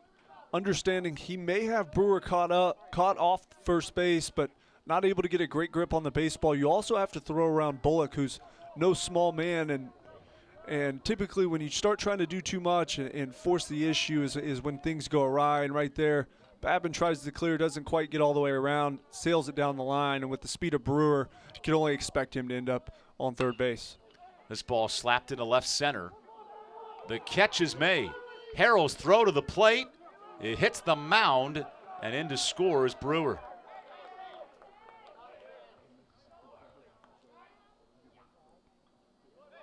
And on the appeal, Brewer is in. So Charleston Southern scores its first run of the night. Good execution there by Bullock of getting that ball airborne. That's his job with the runner on third base. Less than 2 outs, you're a power hitter. Elevate something to the outfield, and they're not typical going backside to left field, picking up his sac fly. So Justin Hare wants the umpires to look this over.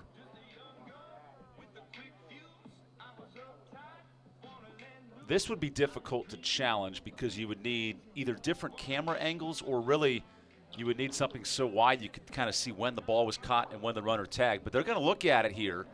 So we'll step aside, let you see everything the umpires can see, and if a decision can be had here on the tag up from third base.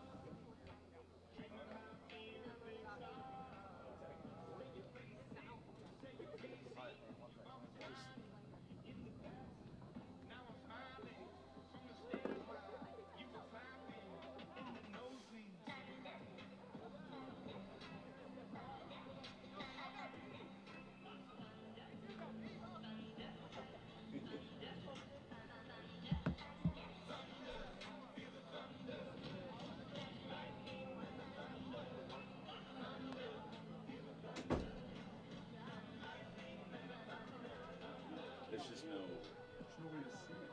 Yeah, because your farthest angle is just going to show the guy catching. Are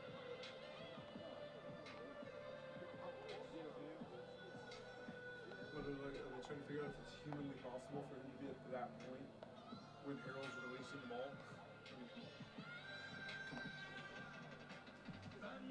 And now they're just over there, they're like, all right, so we can't see Okay, so he's like, okay, got it. I have no idea.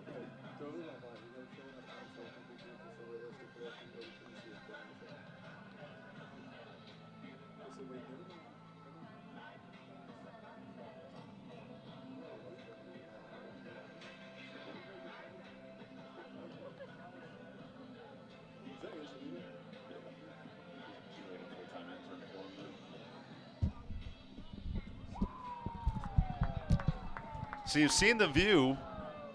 Too difficult to make the decision of whether the runner tagged up in time or not.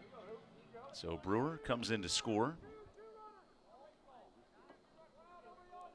Now batting number 21, Houston Parker.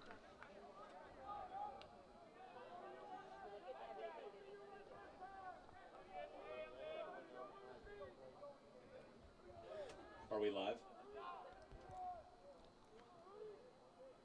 So we're First pitch swing after the sac fly is a ground out to third. 2 gone by on the pick by Matt Christian. And we talk about Waldy having a couple of miscues over there at third base. That's exactly the style of play he struggles with. Easy with the glove, a ton of time to throw, and he just tends to get in his own head. And right there, short hops it over to Christian. Luckily for Arias, gets picked up by his first baseman. Matt Christian earning his keep over there at first base. A former quarterback in college, helping out that time Waldy Arias, who dumped it over. I feel like Matt Christian's going to be a heck of a banker or a real estate agent one day. He looks the part. Has a great personality. This time, a bunt attempt is pulled back. Reed Harbrick is given the whole world on the left side of the infield if he wants it.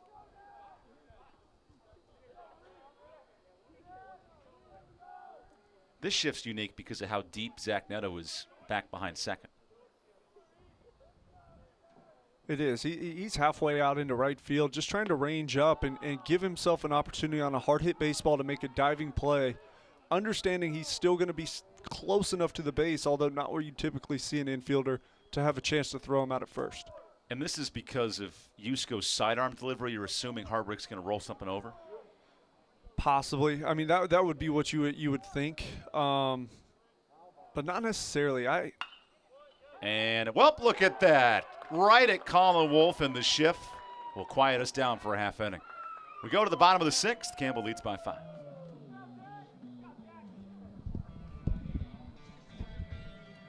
was about to say shut us up, but I didn't know. I don't know if I have ESPN in front of me. Top of 6 with 1 draw, no hits, 1 error, 0 on top pitch. You know what hurts my feelings? Kevin Westlake. She's like, oh, you guys didn't see the angle? He's like, nope. He's like, no, we're actually not even going to count your challenge. Just like damn thing. It's like we actually just watched the runner run home and slide home 6 times. And then we BS'd around about where we did beers after this, and then we came back out here and called the same. Boom, boom. Let's do it.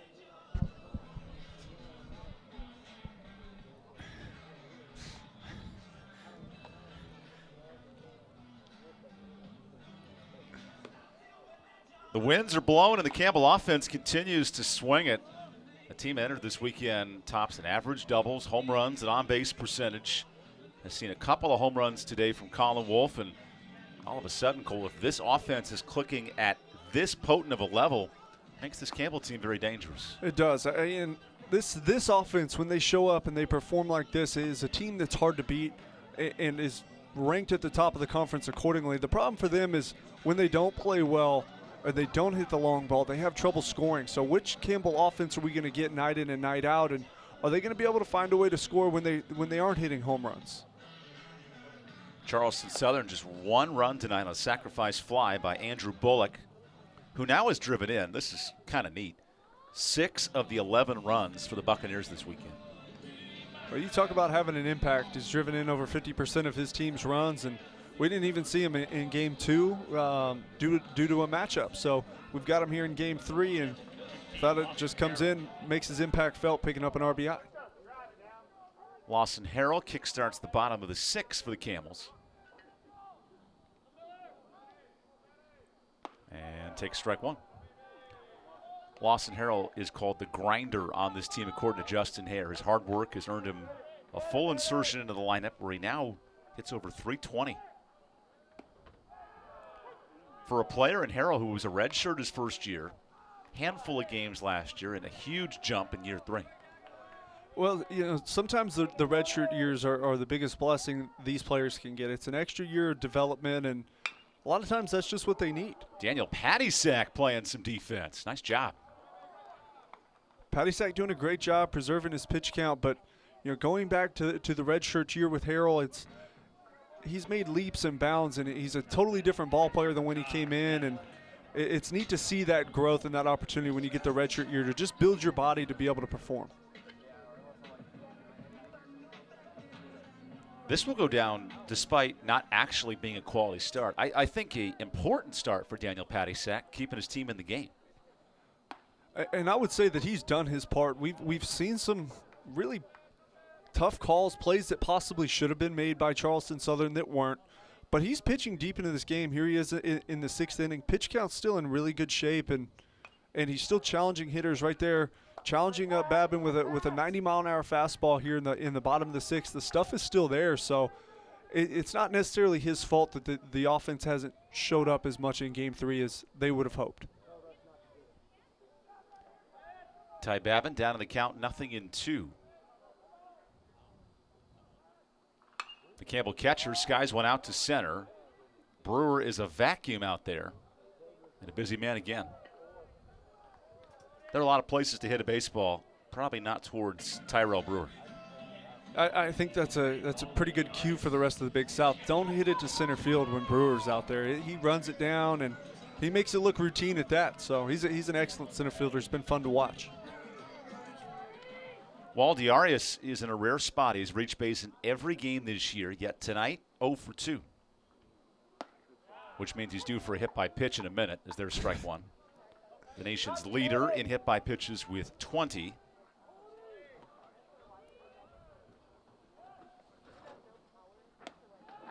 And it's 1-1. It's certainly neat for a hitter in Arias who's below the Mendoza line, yet has gotten on in every game this year.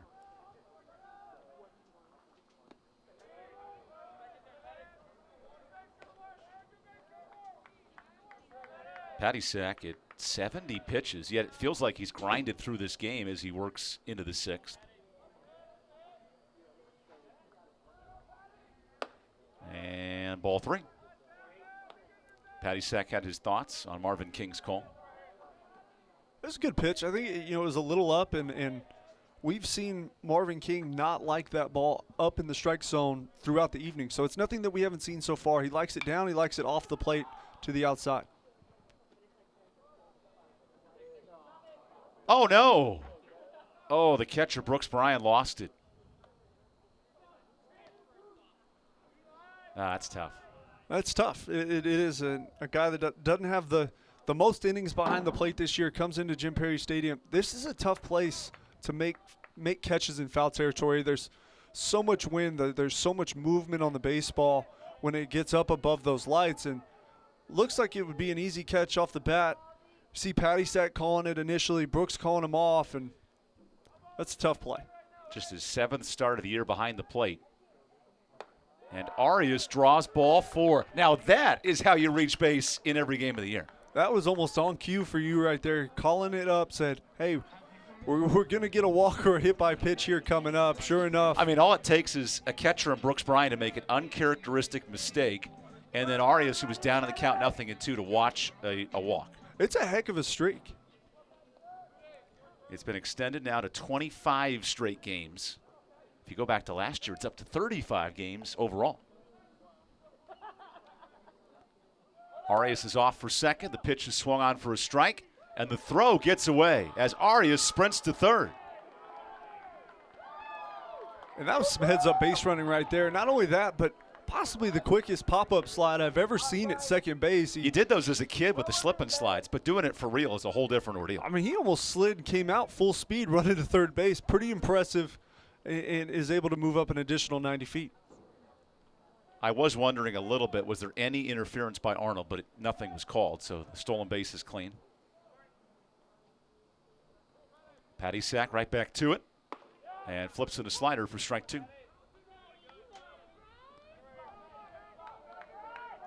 Waldiari is trying to make things happen at the bottom of this order. A walk, a stolen base, and an advancement.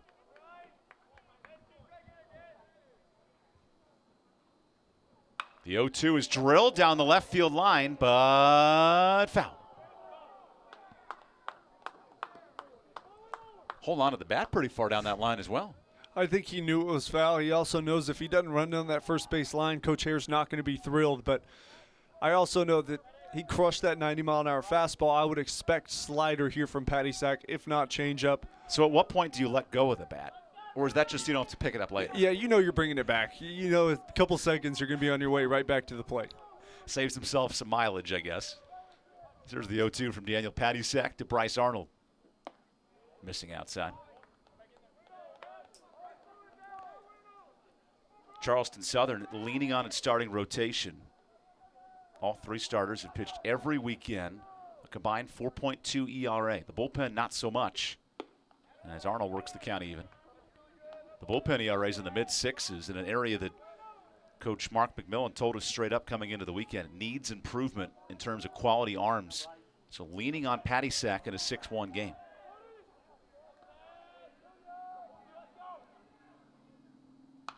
Two is poked out of play.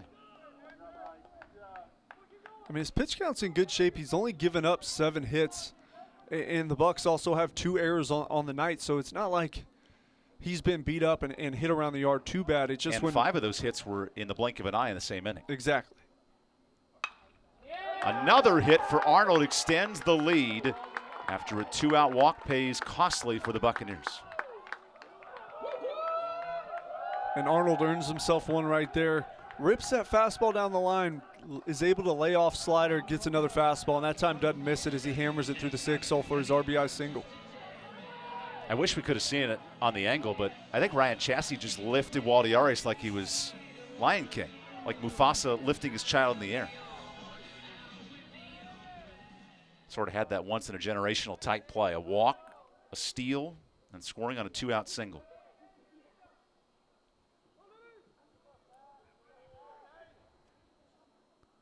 Connor Denning shoots one the other way. Andronica, a late adjustment, and it gets over his head for a ground rule double. Second extra base hit for Connor Denning.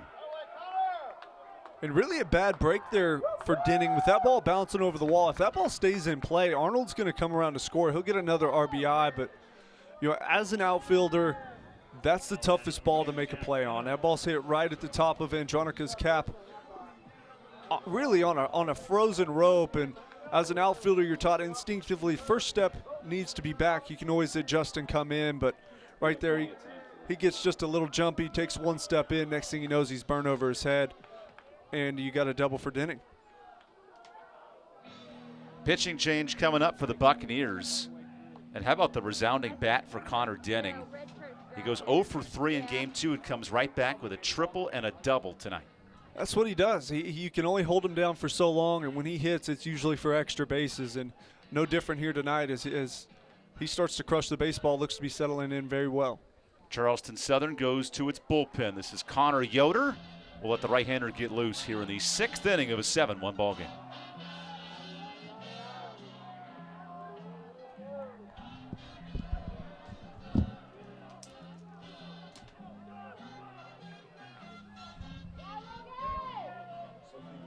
Patty Sack is like, Coach, what are we doing here? I'm trying my best.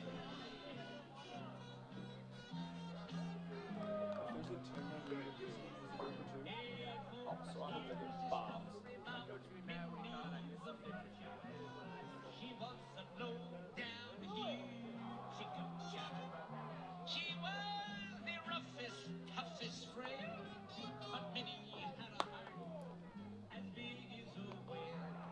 What's Heisman just doing out there?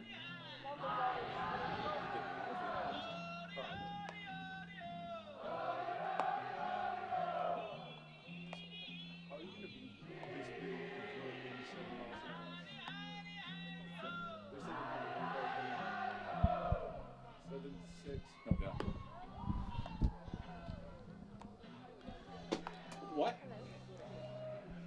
New pitcher for the Buccaneers, Connor Yoder, coming into the ball game. His 4th outing of the year. In 3 innings of work, 4 walks, and 3 strikeouts. And all of a sudden, Campbell with its hot bats starting to put this game out of reach. And when we've seen Campbell score, it's a lot of crooked numbers. It happens quick. They put the 3 spot up in a hurry. So I wouldn't be surprised with 2 strikes to see him looking to continue to build, jump on something early here off Yoder, take advantage of him being fresh out of the bullpen. We wondered how long Daniel Paddysack would work into this ball game, and now in the 6th, Connor Yoder comes in.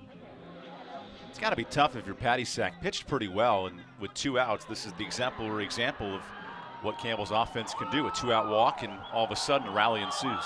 Well, that's exactly what they can do, and it also, he was the victim of a shallow bullpen this evening as well. Campbell breaks this game open with a huge hit from Arnold. He does such a great job getting through that baseball, and you're right, he's been a spark plug all day for these guys. And then Denning, just later, doubled over the left fielder's head, so that's what really broke the game open. Now it's 2nd and 3rd for Zach Neto.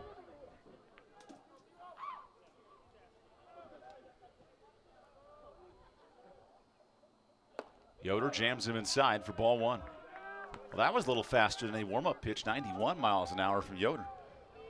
91's not bad. He's a big body out there too, so that ball can get on you pretty quick if you're not ready for it. And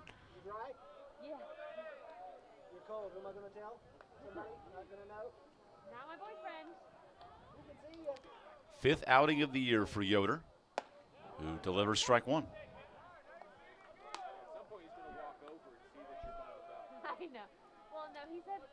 So Zach Neto trying to build on a 3-hit performance, a double and 2 singles tonight. He's never had a 4-hit game as he digs in here in the 6th.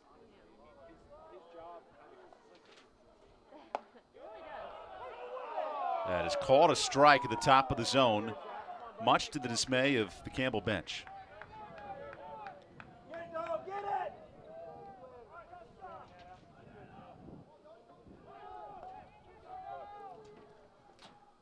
Connor Yoder 1 pitch away from escaping the 6th inning jam. Neto went around on the check swing. Down he goes for out number 3. It's a 6-run game through 6 innings here in the final matchup of the series.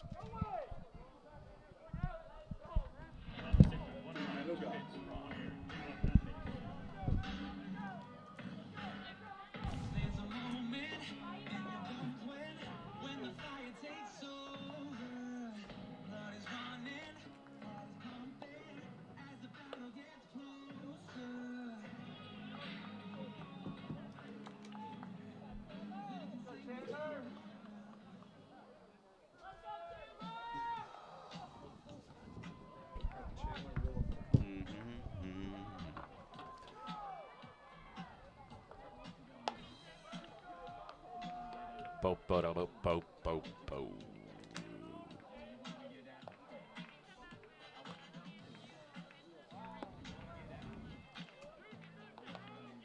Okay, whatever you want.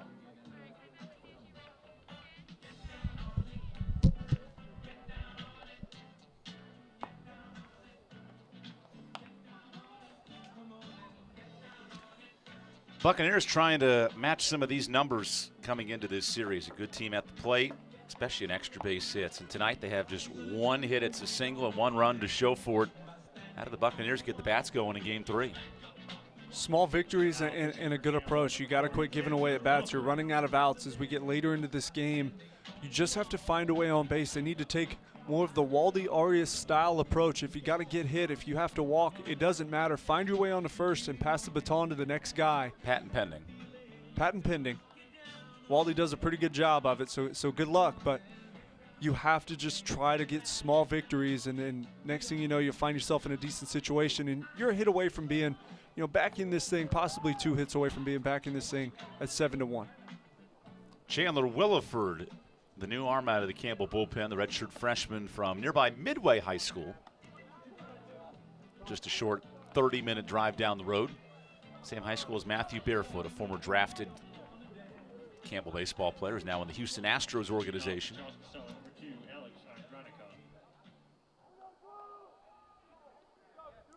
So Williford to face Alex Andronica, the bottom third of the CSU lineup. An offense that came in at 275, good batting average. Yet tonight, 1 run on 1 hit. That's fouled off. Williford's been a reliable option out of the pen. In fact, no earned runs allowed over his last 3 outings, all in conference play.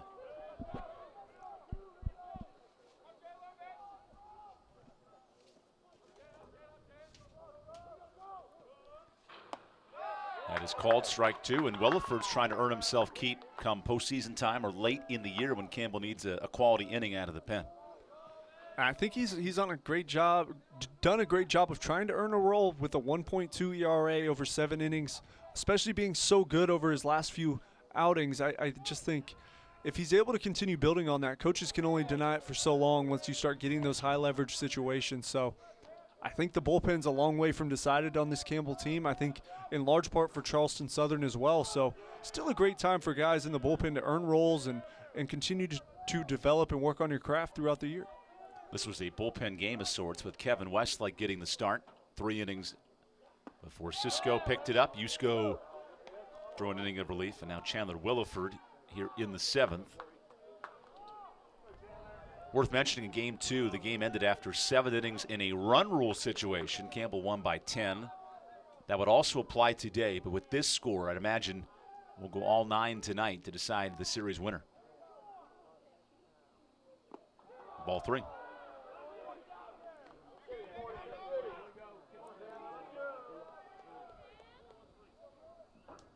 Campbell gets set to face Duke on Tuesday night at the Durham Bulls Athletic Park. Charleston Southern heads to South Carolina, so some marquee matchups in the midweek for these two.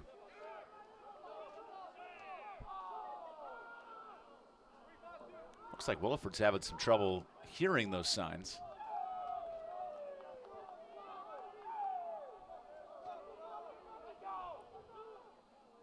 Three-two misses inside and the leadoff walk. And you talk a lot about earning roles. The quickest way to lose a role is with leadoff walks. It's going to be important for Williford here. He's a sinker ball pitcher. You now have a runner on first base, double play situation. So get yourself back in the strike zone and challenge up. Let these guys go to work because you have a 6-run lead. There's only 9 outs left in the ball game for Charleston Southern. Just don't give them anything. It's going to be hard to create that much offense in so little time.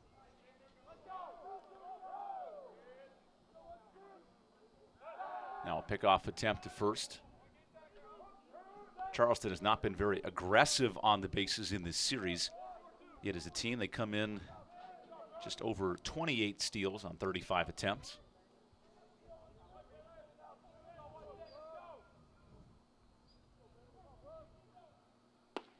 That is taken low for ball 1. Charleston Southern has drawn 5 walks tonight. And 0 for 5 with runners on the bases.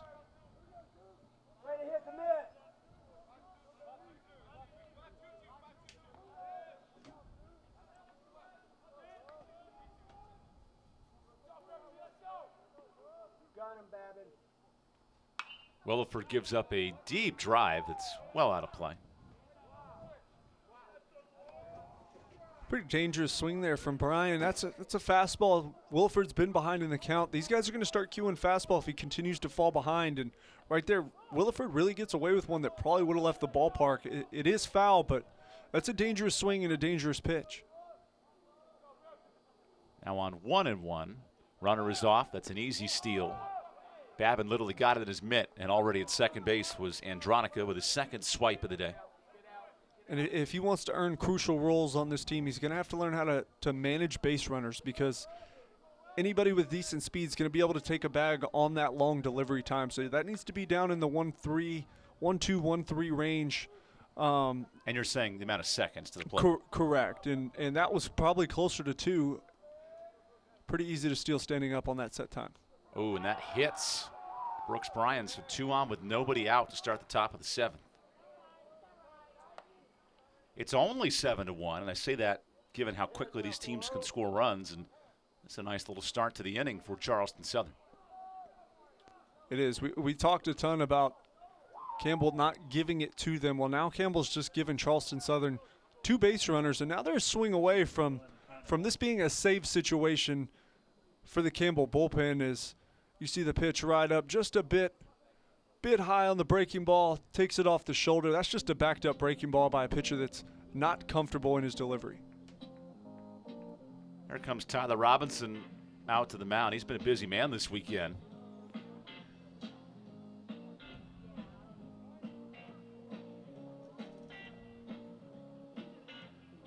Certainly feels like Tyler is more just consoling Chandler here than anything else. Yeah, I think he's being pretty nice about it, but I think it also has a pretty stern message. If you want to pitch in big situations, you want to continue pitching tonight, you need to figure it out. You need to figure it out quickly because this game should be over. So Williford is done. 2 runners reach base early, and the Camels go to the bullpen one more time. We'll take the break as well here in the 7th.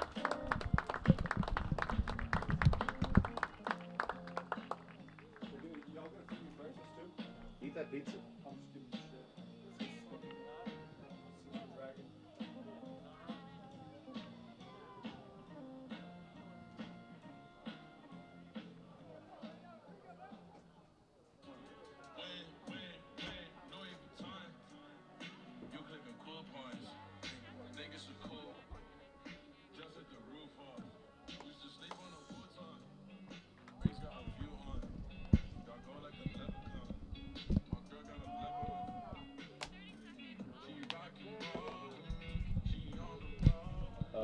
Sure, we can pick a start of an inning coming up here whenever you want.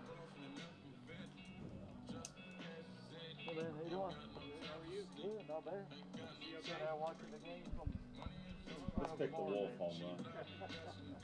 Want to sit closer here? It's crazy, you know, your kids can't get in, right? I know. Landry Moore enters out of the bullpen. It's interesting, a couple of former closers have pitched in this game. Kevin Westlake's filled that role. Also now Landry Moore, who enters for his 5th outing of the season, 4 innings scoreless in the Campbell bullpen. Taking on a Charleston offense with a walk and a hit by pitch to start this inning. Now that part of the offense has been there for Charleston, yet just 1 hit here in the first 6+ innings. Yeah, I think that's been the main problem for them is the 1 hit. They haven't hit a ton hard, but now they've got runners on base. They've got an opportunity here to poke one over the wall or some back-to-back hits, possibly a double, and be right back in this thing. So definitely a higher leverage situation now with runners on. That's why you're going to see Landry Moore in the game, trying to create a tough matchup with a unique arm angle to get these guys out. Coach Aaron knows how important this inning is, especially now with nobody out and 2 on. I bet you the umpires are talking about post-game dinner plans because that's a tough 2-game stretch back-to-back. So if you had your choice, where are you going? Well, of course, the conference and these schools have food sponsorships they can't ignore. But I'm going to drink a Mountain Dew or a Pepsi. That's absolutely for sure. Yeah, I think that's pretty dead on. I don't want to offend any other non-sponsored items, so I'm going to stick to the people that give us money. Yeah, no, I get that. And, hey, after a doubleheader, I think I'm going for the Mountain Dew. I tell you what, I'm not going to be eating a Geico tonight, that's for sure. 15 minutes, save 50% or more on car insurance. It's been about 15 minutes in this inning as Landry Moore enters for Chandler Williford. Connor Aldridge takes outside for ball 1.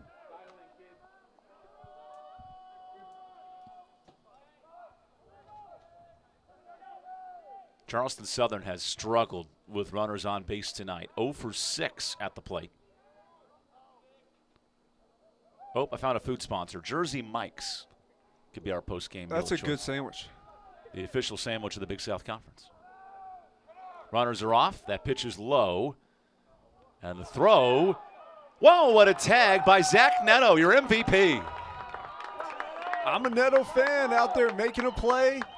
You just can't look too far without finding Neto. And right there, A great job by Babin understanding the situation. He needs to throw behind the runner to second base where the worst jump was gotten, but also a great pick and tag out there by Neto just in the nick of time. Put that in the melt tonight. My goodness, what a play by Zach Neto.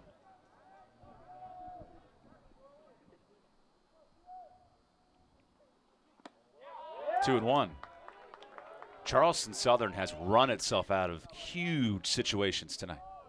They have, and we saw them run themselves out of a situation in the Mercy Rule game earlier with a man getting thrown out at third base with nobody out, pardon me. So they've just got some cleaning up to do. I think they're trying to inspire confidence and aggressiveness in their players, which is great. It's really taking its toll on this offense tonight. Arias sneers the baseball, makes the play, robbing Aldridge of a possible RBI. Waldy does such a great job of ranging in and also ranging to his left side. He just seems to be comfortable moving that way. Could be from his days at second base, but that's a play that was routine for him. Great job coming up, fielding the baseball, and firing a strike to first base. There's been rain across the conference in the Big South, so the upstate Gardner-Webb Game 3 is in a standstill right now, waiting for weather to clear down South Carolina.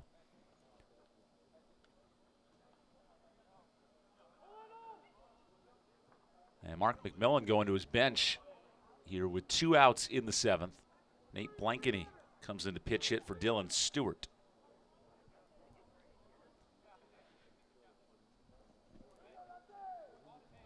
Blankeny, the senior outfielder from Pageland, South Carolina, out of Florence Darlington Tech. At the home of the Florence Darlington International Speedway.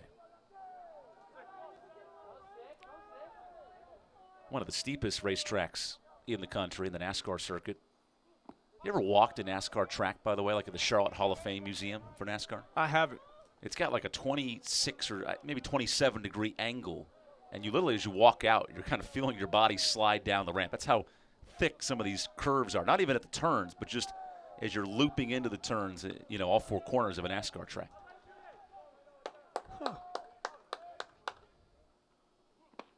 Blankety takes a slider for strike 1 against Landry Moore.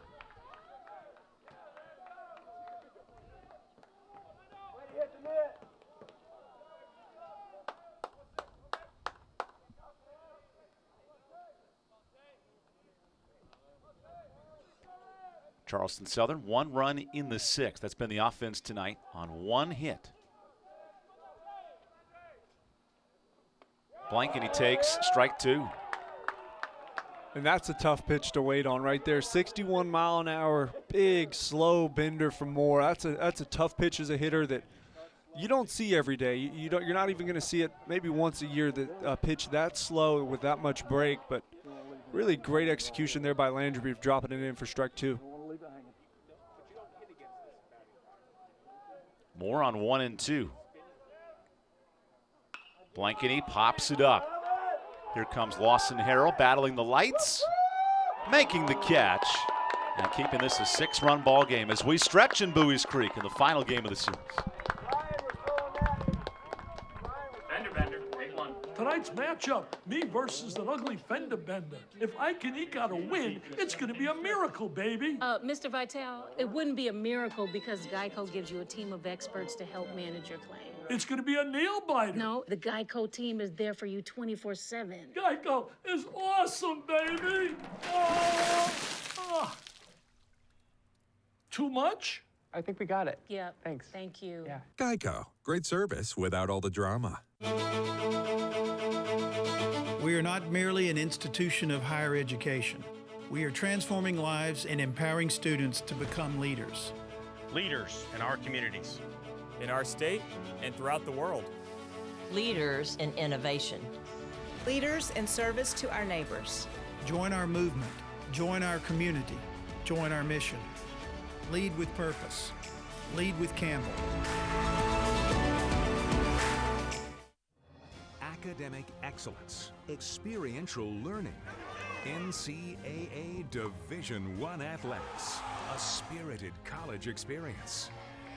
One place, Charleston, South Carolina. One very special college, Charleston Southern University, integrating faith, in learning, leading, and serving. Visit charlestonsouthern.edu and get started today. Move of the game, and it's Colin Wolf putting the team on his back. And plenty strong it was. This ball had 368 feet of distance and then some behind it, and he's really been strong all night for this team, all day, and he's a player that's really starting to come alive in the middle of this season. Home runs in 2 straight, and certainly for Colin Wolf, what a performance at the plate. These Campbell bats, if they can hit like this, 7 runs on 9 hits after a 12-run display earlier today, it's going to be a tough team to beat come the heart of conference play. Oh, you're dead on. It's a potent offense when it's hitting on all cylinders, and they just need to continue to diversify their attack and find ways on and create, because when the home runs are there and they're hitting, they can hit with anybody in the country. They can score a ton of runs in a hurry against some really premier arms. So it's just going to be a matter of, can they get consistent? Can they do this on a night in, night out basis?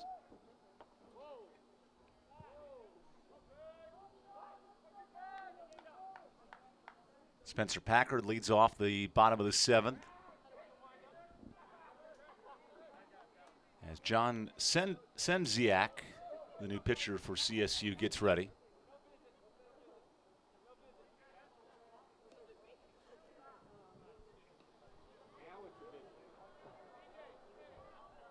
So Senziak getting on the same page with Brooks Bryan.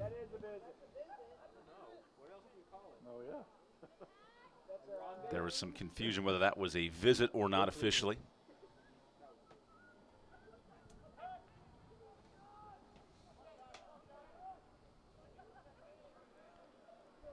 First pitch to Packard is called a strike.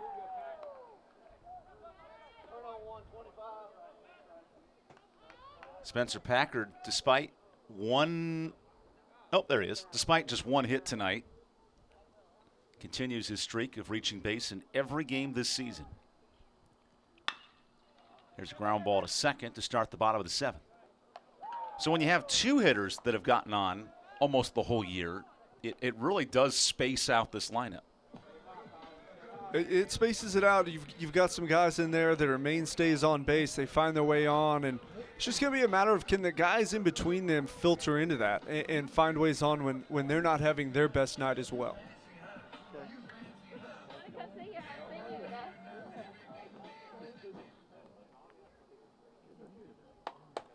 Colin Wolf up with 1 down. Takes a breaking ball high.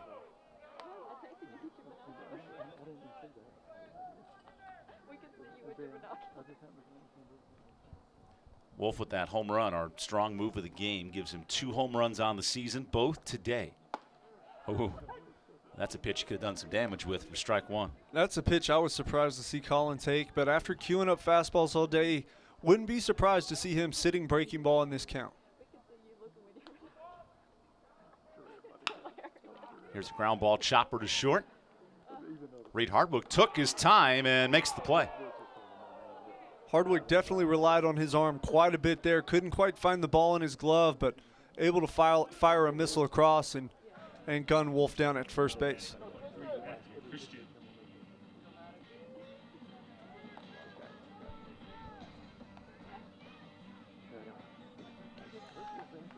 So 2 gone by for Matt Christian. We mentioned the batting practice style approach this game had at the end of game 1. Sort of feels like that in game 2. 7-1 difference will do that here in the 7th of a getaway day game. Pitch is soared out of play.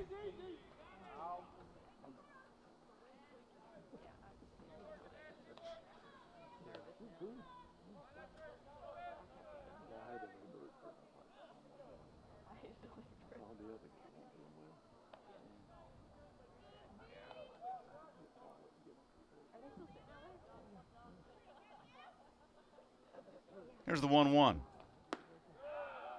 And that's on the corner for strike 2. That's a really quality breaking ball there from Sinziak. Right on the corner, starts out over the plate. Good take by Matthew, also understanding that's not a pitch he can hit. Just a great pitcher's pitch right there on the corner to get to his 1-2 count. And called strike 3. Senziak with a perfect inning here in the 7th. 2 more to go in the final game of the series.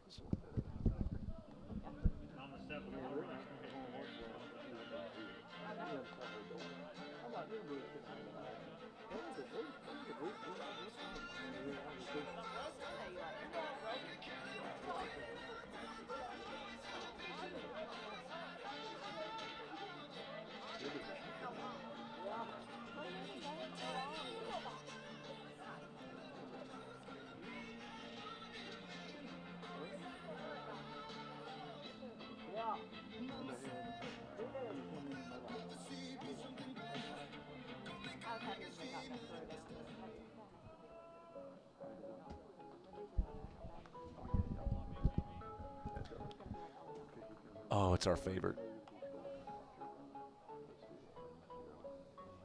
No graphic about an offense when they have 1 run on 1 hit.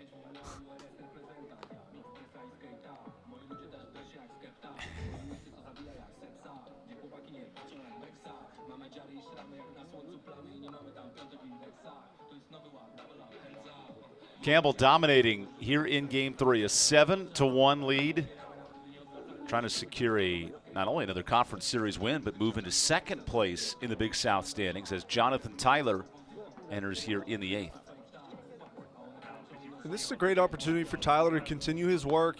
You know, it's not the highest of leverage situations, but you're getting to pitch at the end of a ball game. Maintain good tempo, get in the strike zone, and get your boys back in the dugout and eventually into the clubhouse and get your team out of here with a series win.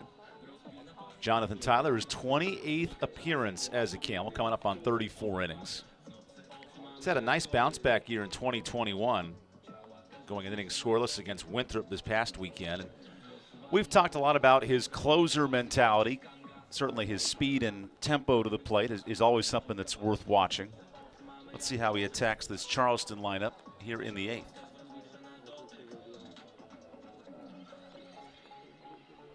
It'll be interesting to see. He's a typical fastball slider mix guy, and also a guy that can get a little wild at times. So we'll see if he's able to button it up and really put a bow on this thing. If he's able to stay in the strike zone and change speeds, I think we'll have some pretty good success. But we've seen a couple different Jonathan Tylers take the mound throughout the last few seasons.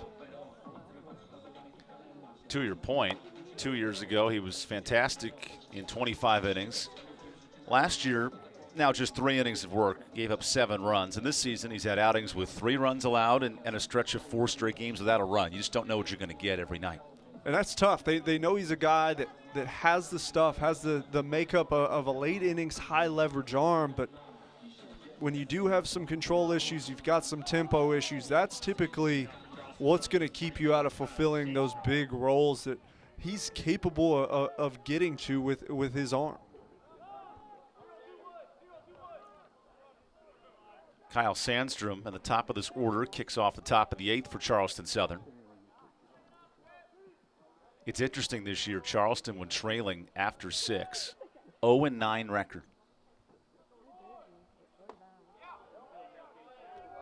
Campbell has also yet to have a comeback win after 6 or 7 innings. Credit to these bullpens, really shutting the door for 2 of the top 4 teams in the league.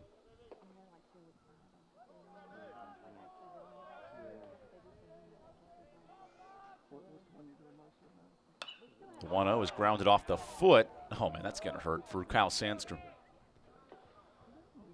Those definitely hurt. Tough to walk off, tough to get over, but it's part of baseball. It looks like he's even got the front pad on. Not sure if he has the foot piece on, but nonetheless, I think he got him right in the cleat. There's no way that felt good. Oh, talk about injury to insult right here. Showing it, oh, man. Ooh. Right off the big toe, possibly. It's no fun, especially when you get a good piece of barrel on the baseball. That is a different type of bruise in the morning. You mix bone with a little bit of skin, and that's never fun. Sandstrom hangs tough, and wow, takes ball 2.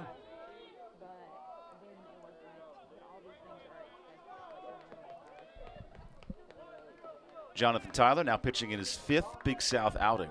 This is a neat audition for many of these relievers to see who Justin Hare will lean on next. especially in the next conference series against Gardner-Webb, the top team in the league, because that's a strike.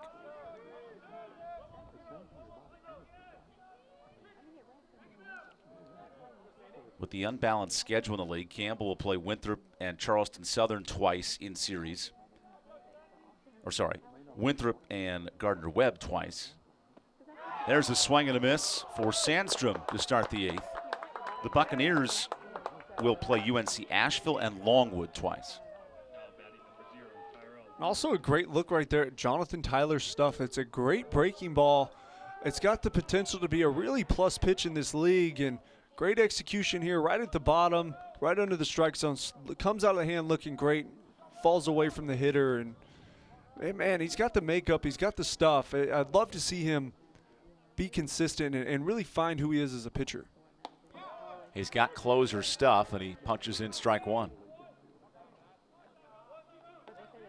Now it feels like you're watching a WWE fight when Tyler comes in to pitch. It is a drag-him-out battle, but he has been on the successful side of things this year.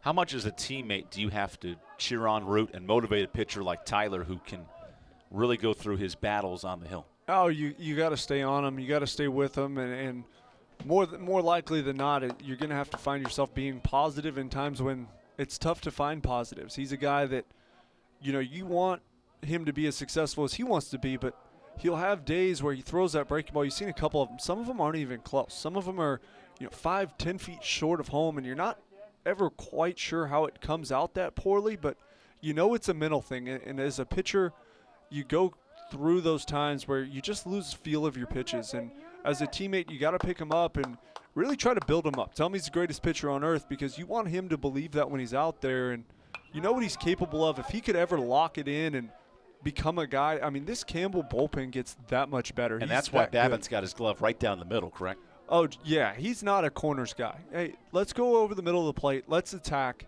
The fastball's good enough. The breaking ball's good enough. Just get it over the plate, and you're going to have a chance to have a ton of success. He has a strikeout of Sandstrom on his tally. Yep, 91 up and in to move the count full.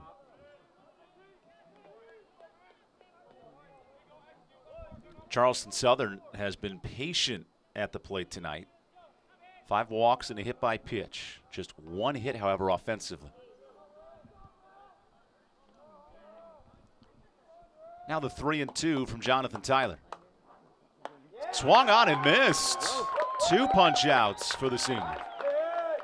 And that's a big pitch there for Tyler. We talk about the struggles with location, but that's a slider in a full count. That's a huge pitch, especially for a guy that doesn't have a ton of faith in himself. That's a huge pitch, and if he can continue building on that, he's going to strike a ton of people out. It's a sharp pitch. He's long, and that slider comes right out of the same slot as his fastball. If he can just channel that up, he's going to be a real problem. Cole, you were a closer throughout your career. What does it take for a pitcher like Tyler who can spike 1 pitch to then come right back and flip in a beauty, followed by a pitch way out of the zone? You have to simplify the game, and you have to have bad intentions. That's the only thing it requires to be a closer. You have to absolutely get after the middle of the plate. And you're going to run a 2-seam. If you're going to run a 2-seam, start it down the middle, tail it off. If you're going to throw a slider, start it down the middle, cut it off. But you have to have bad intentions. You can't hope pitches don't get hit or that certain situations go well. It's just a mindset thing, and I think at times Tyler can try to guide pitches or possibly hope his fastball doesn't get hit, and that's why you'll see a ton of arm side misses from him on the fastball and a ton of chokes on the breaking balls that end up 5-10 feet short of home, instead of just having the utmost confidence in your ability. If you don't throw a good one, you don't throw a good one, but hitting's still hard, and they're still probably not going to hit it. It's 3-0 to Andrew Bullock, who's 0 for 2 with a sacrifice fly tonight. That came back in the 6th, the lone run for the Buccaneers.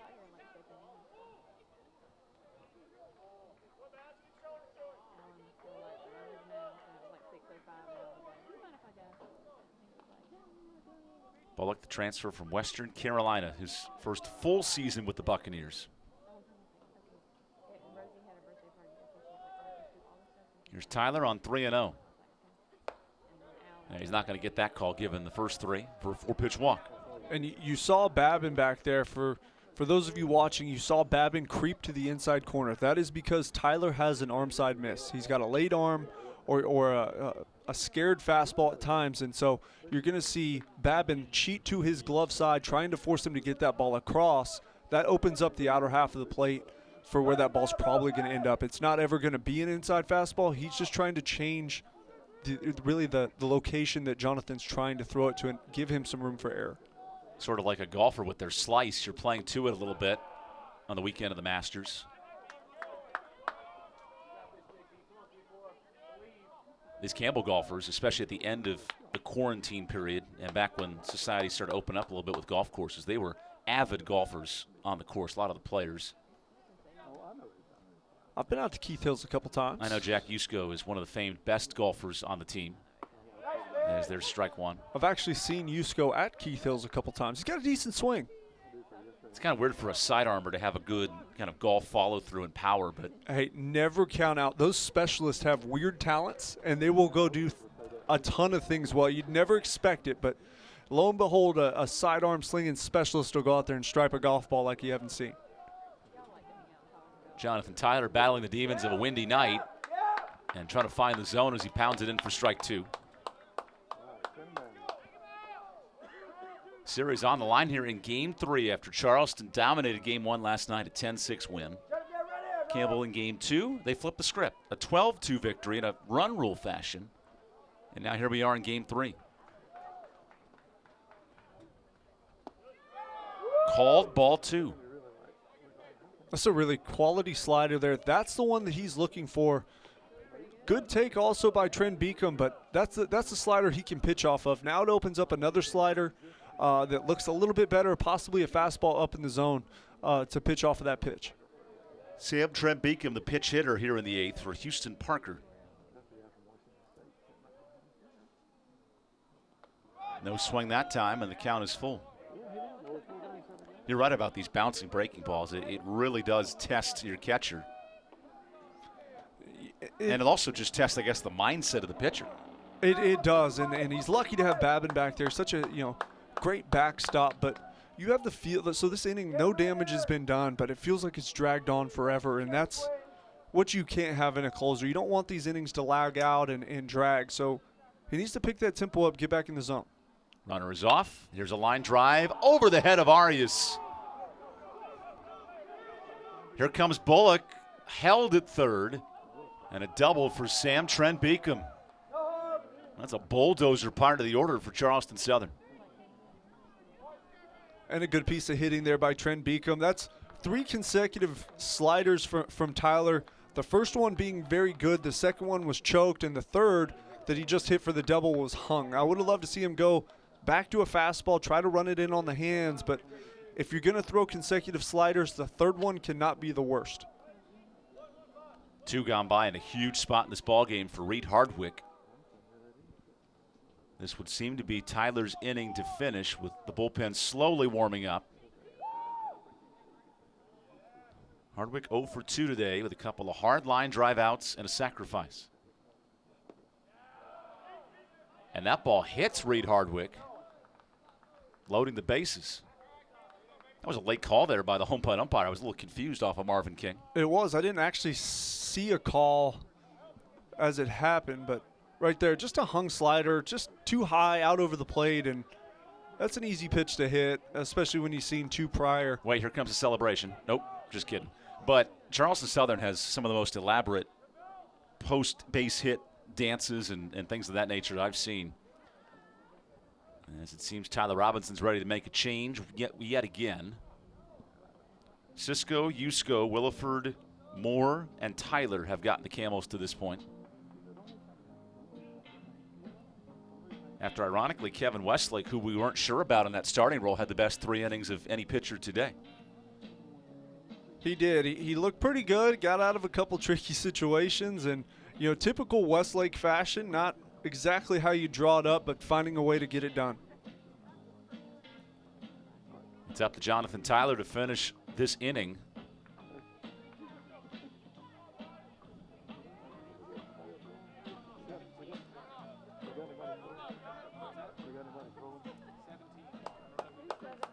Now Alex Andronica, who has 2 walks and 2 steals today, looks to get it done at the plate, where he on the season has yet to get a hit with runners on the bases.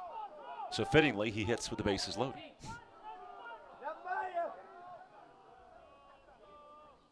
Tyler grooves in strike 1. I tell you, these pitching coaches should get paid triple the money. They just go out there, say a quick thing or two, and somebody finds the strike zone. You'd think. Babin sets up right down the middle for his senior reliever. And it's 1-1.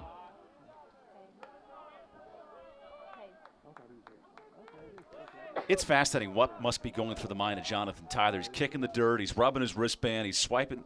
It's almost like that Rick Vaughn scene in Major League. Just so much going on as he tries to settle in. And that's what's going to keep him from being a closer. You can't have anything going on. You have to just get after it. Did he go on the swing? And Andronica holds up. I think Tyler gets so caught up in things that don't matter. Nothing matters. The score, the lights, the crowd, nothing matters. Just you on the mound and the baseball. And you're going to get a pitch call. If you throw it with bad intentions, you really get after it, and you can live with the consequences. Typically, they're going to be better than not, and you just can't get caught up in the small things, especially the moment. 2-1 misses high with nowhere to put Alex Andronica in what might be the last batter Jonathan Tyler faces. I would assume it's his last batter, and he just starts to do more the more flustered he gets. You're right. You picked up on him kicking the dirt around. The mound's the mound. You're not going to change it unless you And hitters read on that, correct? They do. They know he's flustered. It's in the scouting report. 3-1 pitch. Bounces to the plate, and Charleston Southern scores a run. As a walk, cashes in Andrew Bullock, who led off the inning with a 2-out walk. I mean, that's what's crazy, right? Back-to-back strikeouts. A walk, a double, a hit batter, and a walk. It's just a little topsy-turvy here for Tyler in relief. And unfortunately for Tyler, that's what we've seen from him. And until he figures it out, he won't throw a meaningful inning for the Camels. Because this is what can happen. You can't start an inning in any better fashion. You get 2 punch-outs to start, and it looks like you haven't thrown a baseball in a while. So it ain't the mound. It ain't the umpire. Just get after the strike zone. Throw it down the middle. If they earn it, they earn it. That slider misses low, because if you're Charleston as well, they're taking every slider he's throwing at this point. Charleston shouldn't swing the bat. He's rattled. He's not going to throw a strike. And Tyler Robinson has seen enough. A pitching change is in order here in the top of the 8th. We will take the timeout as well as the Camels go to the bullpen one more time here in a deciding Game 3.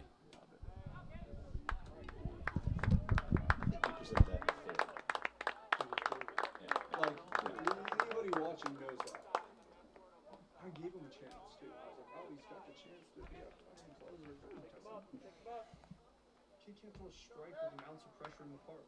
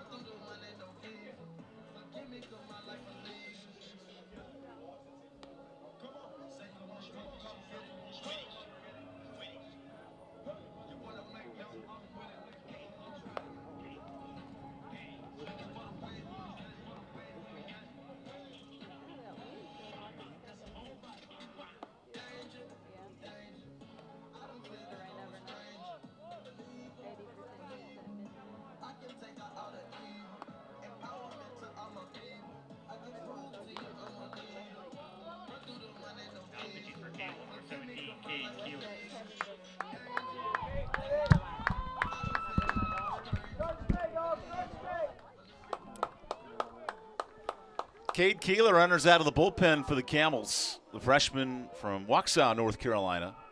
Hard-throwing right-handed option who got the start on Sunday of last week. Wait, no, doubleheader. On Saturday, game 2 of last week. I'm never going to get that right this year. As Keeler pumps in a strike. Brooks Bryant works with a 1-1 count after Jonathan Tyler issues 2 walks and a hit batter. And now one swing of the bat can make this game very interesting. There's a swing. It's tipped into the mid of Babin. Brooks Bryant called out on catcher's interference. He was hit by a pitch and caught stealing, and then flew out to center today. Cade Keeler comes in throwing gas. Very close miss.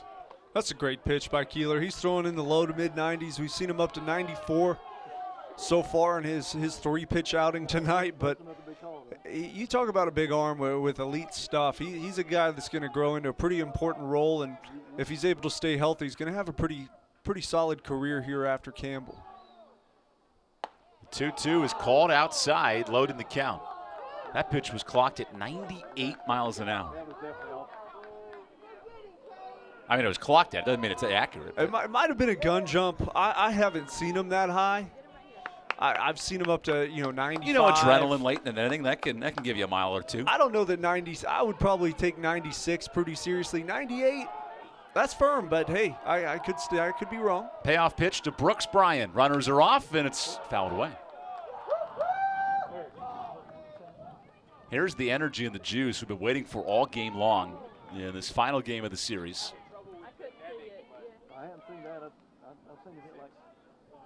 Brooks Bryant filling in for Christian Maggio this weekend. The starting catcher did not travel for the season, or for the weekend. Now Bryant faces a 3-2. Slow roller to Colin Wolfe, who makes the play to strand the bases loaded. We go to the bottom of the 8th. Campbell sports a 5-run lead.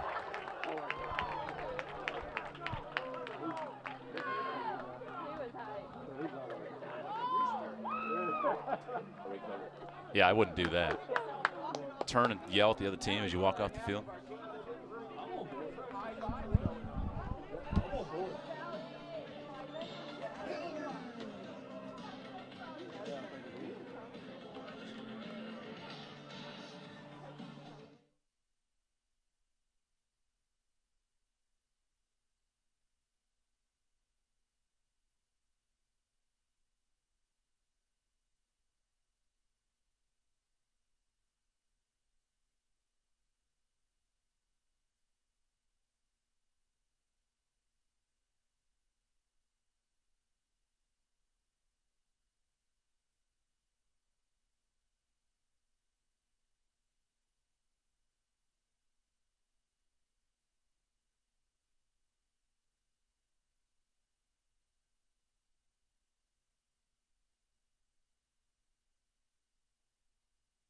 Series finale as the Campbell search for their 41st win all time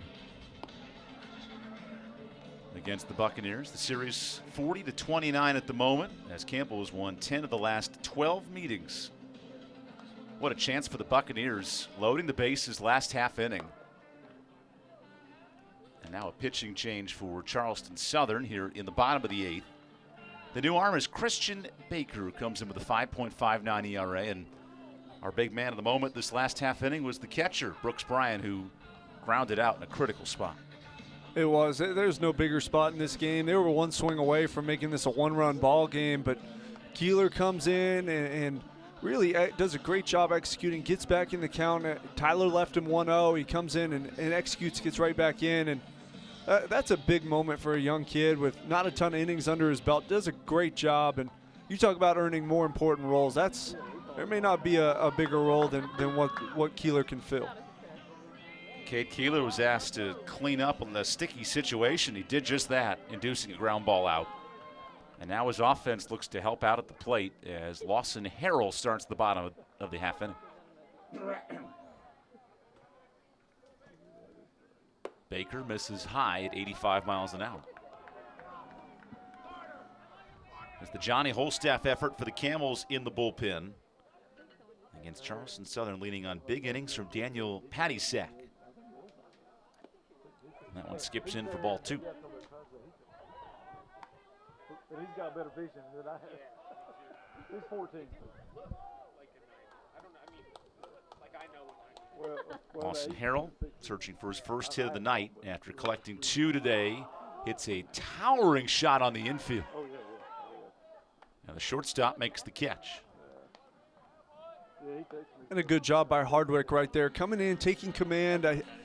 Off the bat, it looked like Stewart thought he was going to have a chance, but that's the shortstop's job. Come in, take control of the infield, and nice job securing the catch. Campbell trying to extend this 5-run lead as Ty Babin checks in. Had a fantastic series against Winthrop at the plate.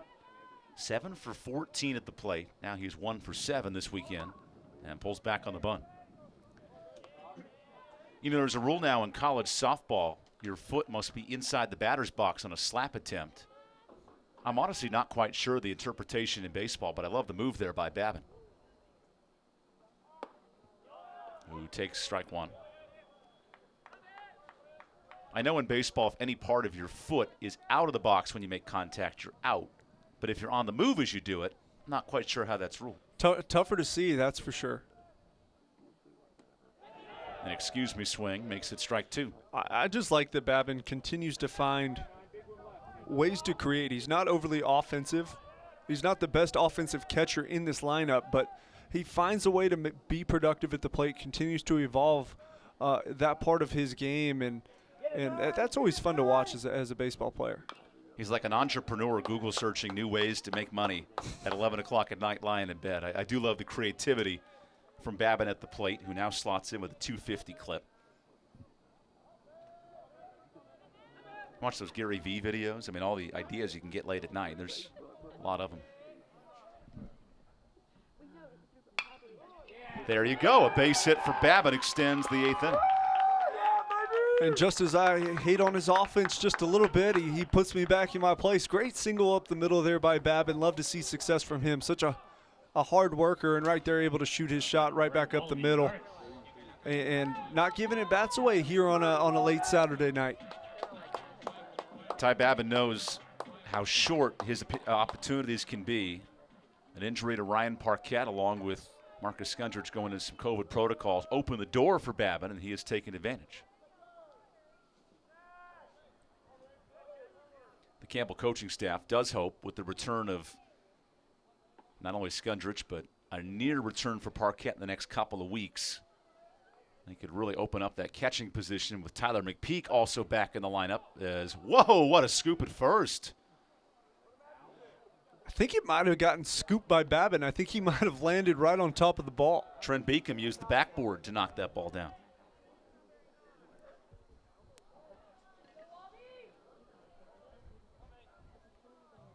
Instead, Baker looks on, down by 5.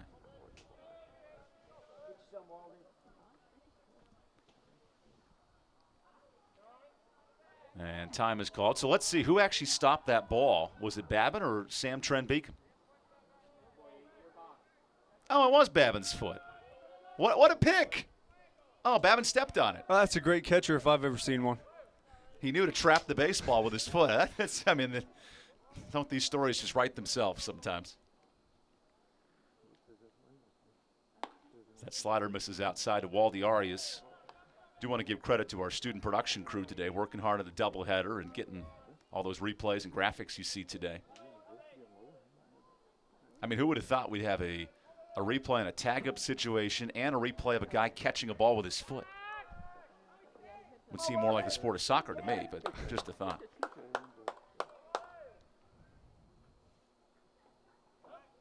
One more time for good measure. The Campbell men's soccer team just defeated Radford today, earning a number 2 seed in the conference tournament.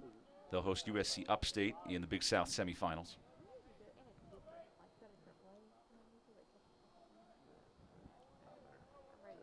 Charleston Southern won the men's cross-country title this past fall, or actually this spring from the fall season, and there's a swing and a miss.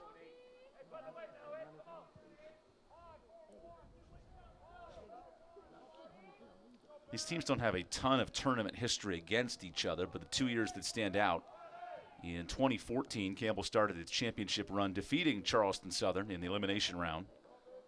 And in 2019, these teams met in second-round action before Campbell went on to win the tournament, and there's an errant throw. Babin wants third. Babin's got it easily, and the presence of Ty Babin pays dividends. Well, he continued to work over there at first base. Not entirely sure why Baker chose to pay attention to him over there. Especially after he spiked a throw earlier in the at-bat. Well, it's a 7-2 ball game. You got a catcher on first base. He runs well for a catcher, but that's just saying he runs well for a catcher. He's not overly important in this game, and there's no reason to throw over, and that's just an unforced error. Not even close. Chokes that ball right up the line, and Babin knows off the throw he's got third base. The fourth-year junior making the most of his chances. Now Arias chokes up for a bunt, and oh, that would have been something. Justin Hare not afraid to push some buttons here in a 5-run game. No, it's interesting. Well, I think Coach Hare understands this game's a lot closer than maybe he originally thought after Tyler's half inning, last inning, and Charleston Southern being one swing away from being a run into this game. But I didn't expect to see a squeeze bunt there. Another attempt. Oh, now Babin's caught in a rundown. It was a suicide squeeze that results in a tag out as Babin leaves the baseline for out number 2. Justin Hare cannot be happy there with the attempt by Arias.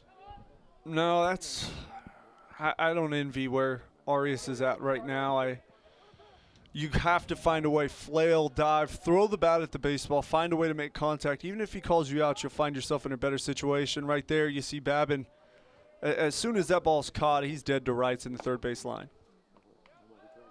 At some point, you almost wonder if you just throw the bat at it and see if he can make contact, right? You do. If they call you out for it, they call you out. But as a hitter, you know the things that'll get you in trouble and the things that won't. And not swinging at a hit and run and not bunting on a squeeze player, bad news.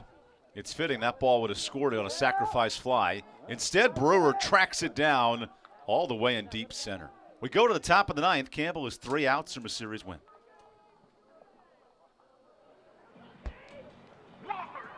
Oh, man. Wally, mi amigo.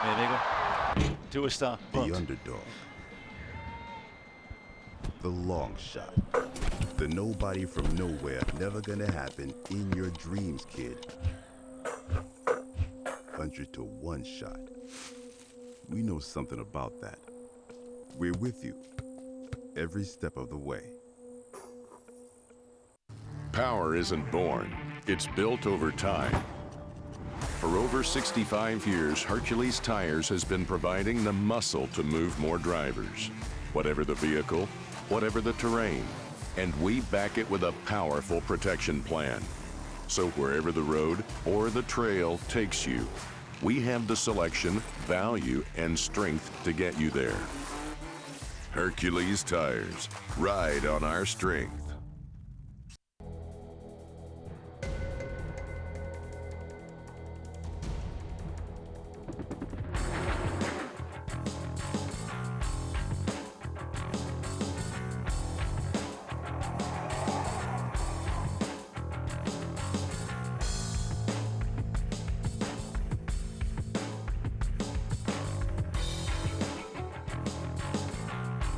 Musco Lighting. We make it happen. Perfect night in Bowies Creek, North Carolina, as we get you set for the top of the 9th inning. Evan Budrovich and Cole Hallam with you. As Charleston Southern down to its final 3 outs against Cade Keeler, who came in throwing some major gas, a fastball clock between 94 and 98 tonight, as he'll face the bottom third of the Charleston order. Here's a fly ball off the bat of Connor Aldridge that goes out of play.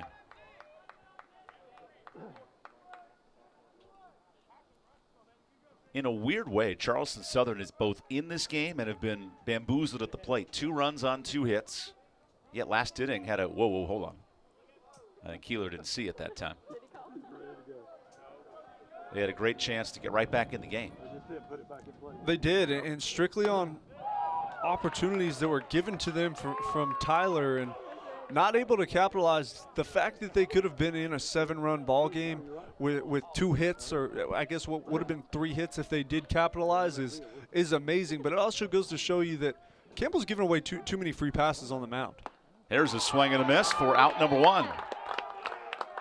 Cade Keeler's got some stuff, man. Well, that's tough. We're in the 9th inning of a doubleheader day, and you got Campbell's pitcher Keeler out there throwing 94 miles an hour. That's no fun for a hitter, and just a little bit too much on that one. Here's Josh Asbill, the junior from Lexington, South Carolina. Keeler misses low with his heater. How about this from Justin Hare? A little bit of fun symmetry. Kevin Westlake closed out the last weekend series that Keeler started. Now it's Keeler closing out what Westlake started here in Game 3 as he blows it past Asbill.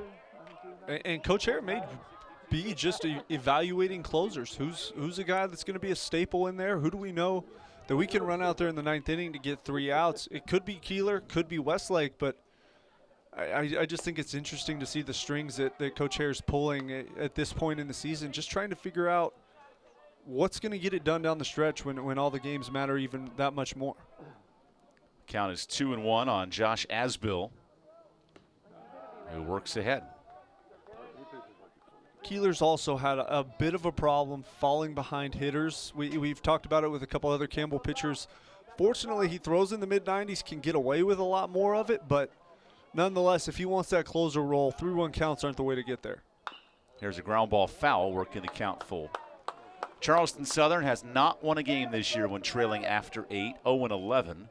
The Camels have not lost a game when leading after 8 innings. Leaning on the freshman, Cade Keeler, searching for the final 2 outs.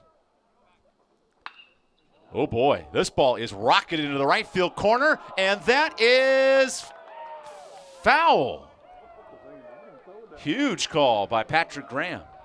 And that's why 3-1 counts don't serve you well as a pitcher. Keeler throws hard, but not hard enough to get away with 5 consecutive fastballs over the middle of the plate. And right there, Asbill really. Also, my personal thought, that foul pole needs to be 100 feet in the air, not just 50. It needs to be double. It definitely needs to be taller because that was close. I mean, that was definitely close, and it's a tough angle as well. Here's a ground ball to second. 2 gone by. And just like that, you go from a home run to a ground out to second base. Got to be the worst feeling for a hitter in the world. If only we had a 100-foot foul pole down the right field line. And 8 camera angles to check it out. What we do have is Campbell on the verge of a doubleheader sweep, searching for a huge conference series win to slide into second place in the Big South standings. Only man standing in his way is Kyle Sandstrom, who earned the win in the final outs in Game 1.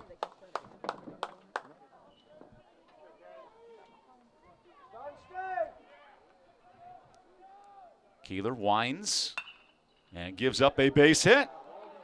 Kyle Sandstrom with his 5th hit of the series. He wants second. And no quit from the Charleston Southern leadoff man. No, you love the hustle out of the box, absolutely. It's just one of those plays, though. It's just too close. You're chasing 5. Station to station works.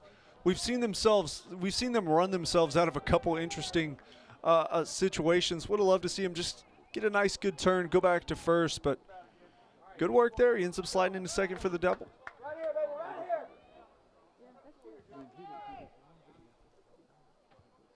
Now Charleston Southern goes to a pitch runner after Sandstrom just legged out a double. Interesting. Yeah, not sure I understand that one, but good piece of hitting. Taking that fastball, oppo, right down the third base line. Exactly how you draw it up. So Derek Horton comes in to run at second. Second base, number 25, Derek Horton. Charleston Southern leans on Tyrell Brewer here in the 9th. Cade Keeler 1 out away from securing a series win for the Camels, who have not lost a doubleheader game at home all season, 7-0.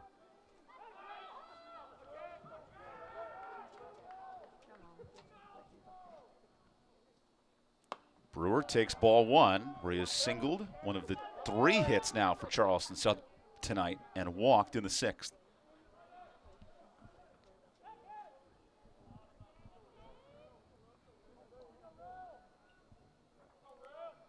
Keeler on 1-0.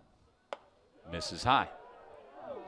That stuff's great, but you got to find the zone. That was a good pitch. I think that pitch was missed by Marvin King behind the plate. He's been good. He hasn't liked the pitch up, but I didn't think that one was high enough to warrant it being a ball.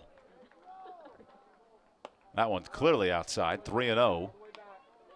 Can ill afford to walk Brewer here with a big bat and Bullock coming up next, and Sam Trent Beacom to follow.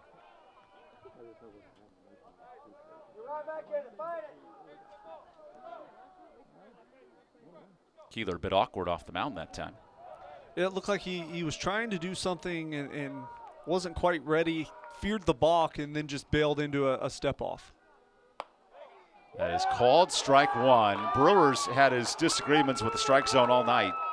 Yeah, he's getting a bit beggy up there at the plate. I think he needs, especially after the first inning where he cost his team a rally against Kevin Westlake. Hit the baseball. Hit the baseball. He's got to come to you 2 more times. It's a 3-1 count. Quit begging for strikes. Drew the wickets to Zach Neto, who finishes off a series win. Campbell is undefeated at home in doubleheader Saturdays, taking 2 of 3 over the Buccaneers here tonight with a 7-2 victory. I thought Campbell looked good. They've looked really poor on Fridays, but they find a way to spark a bunch of energy on Saturdays, double dipping Charleston Southern here to cement themselves in that second place in conference standings, and look for them to build on this. They're starting to find their identity a little bit. The Camels with the win move to 16-9 on the season and 11-6 in the conference. For Cole Hallam, I'm Evan Budrovich signing off from Buies Creek, North Carolina. You can watch this broadcast on ESPN and the family of apps. This is a presentation of ESPN as Campbell moves to another Big South Series win with a 7-2 victory over Charleston Southern tonight.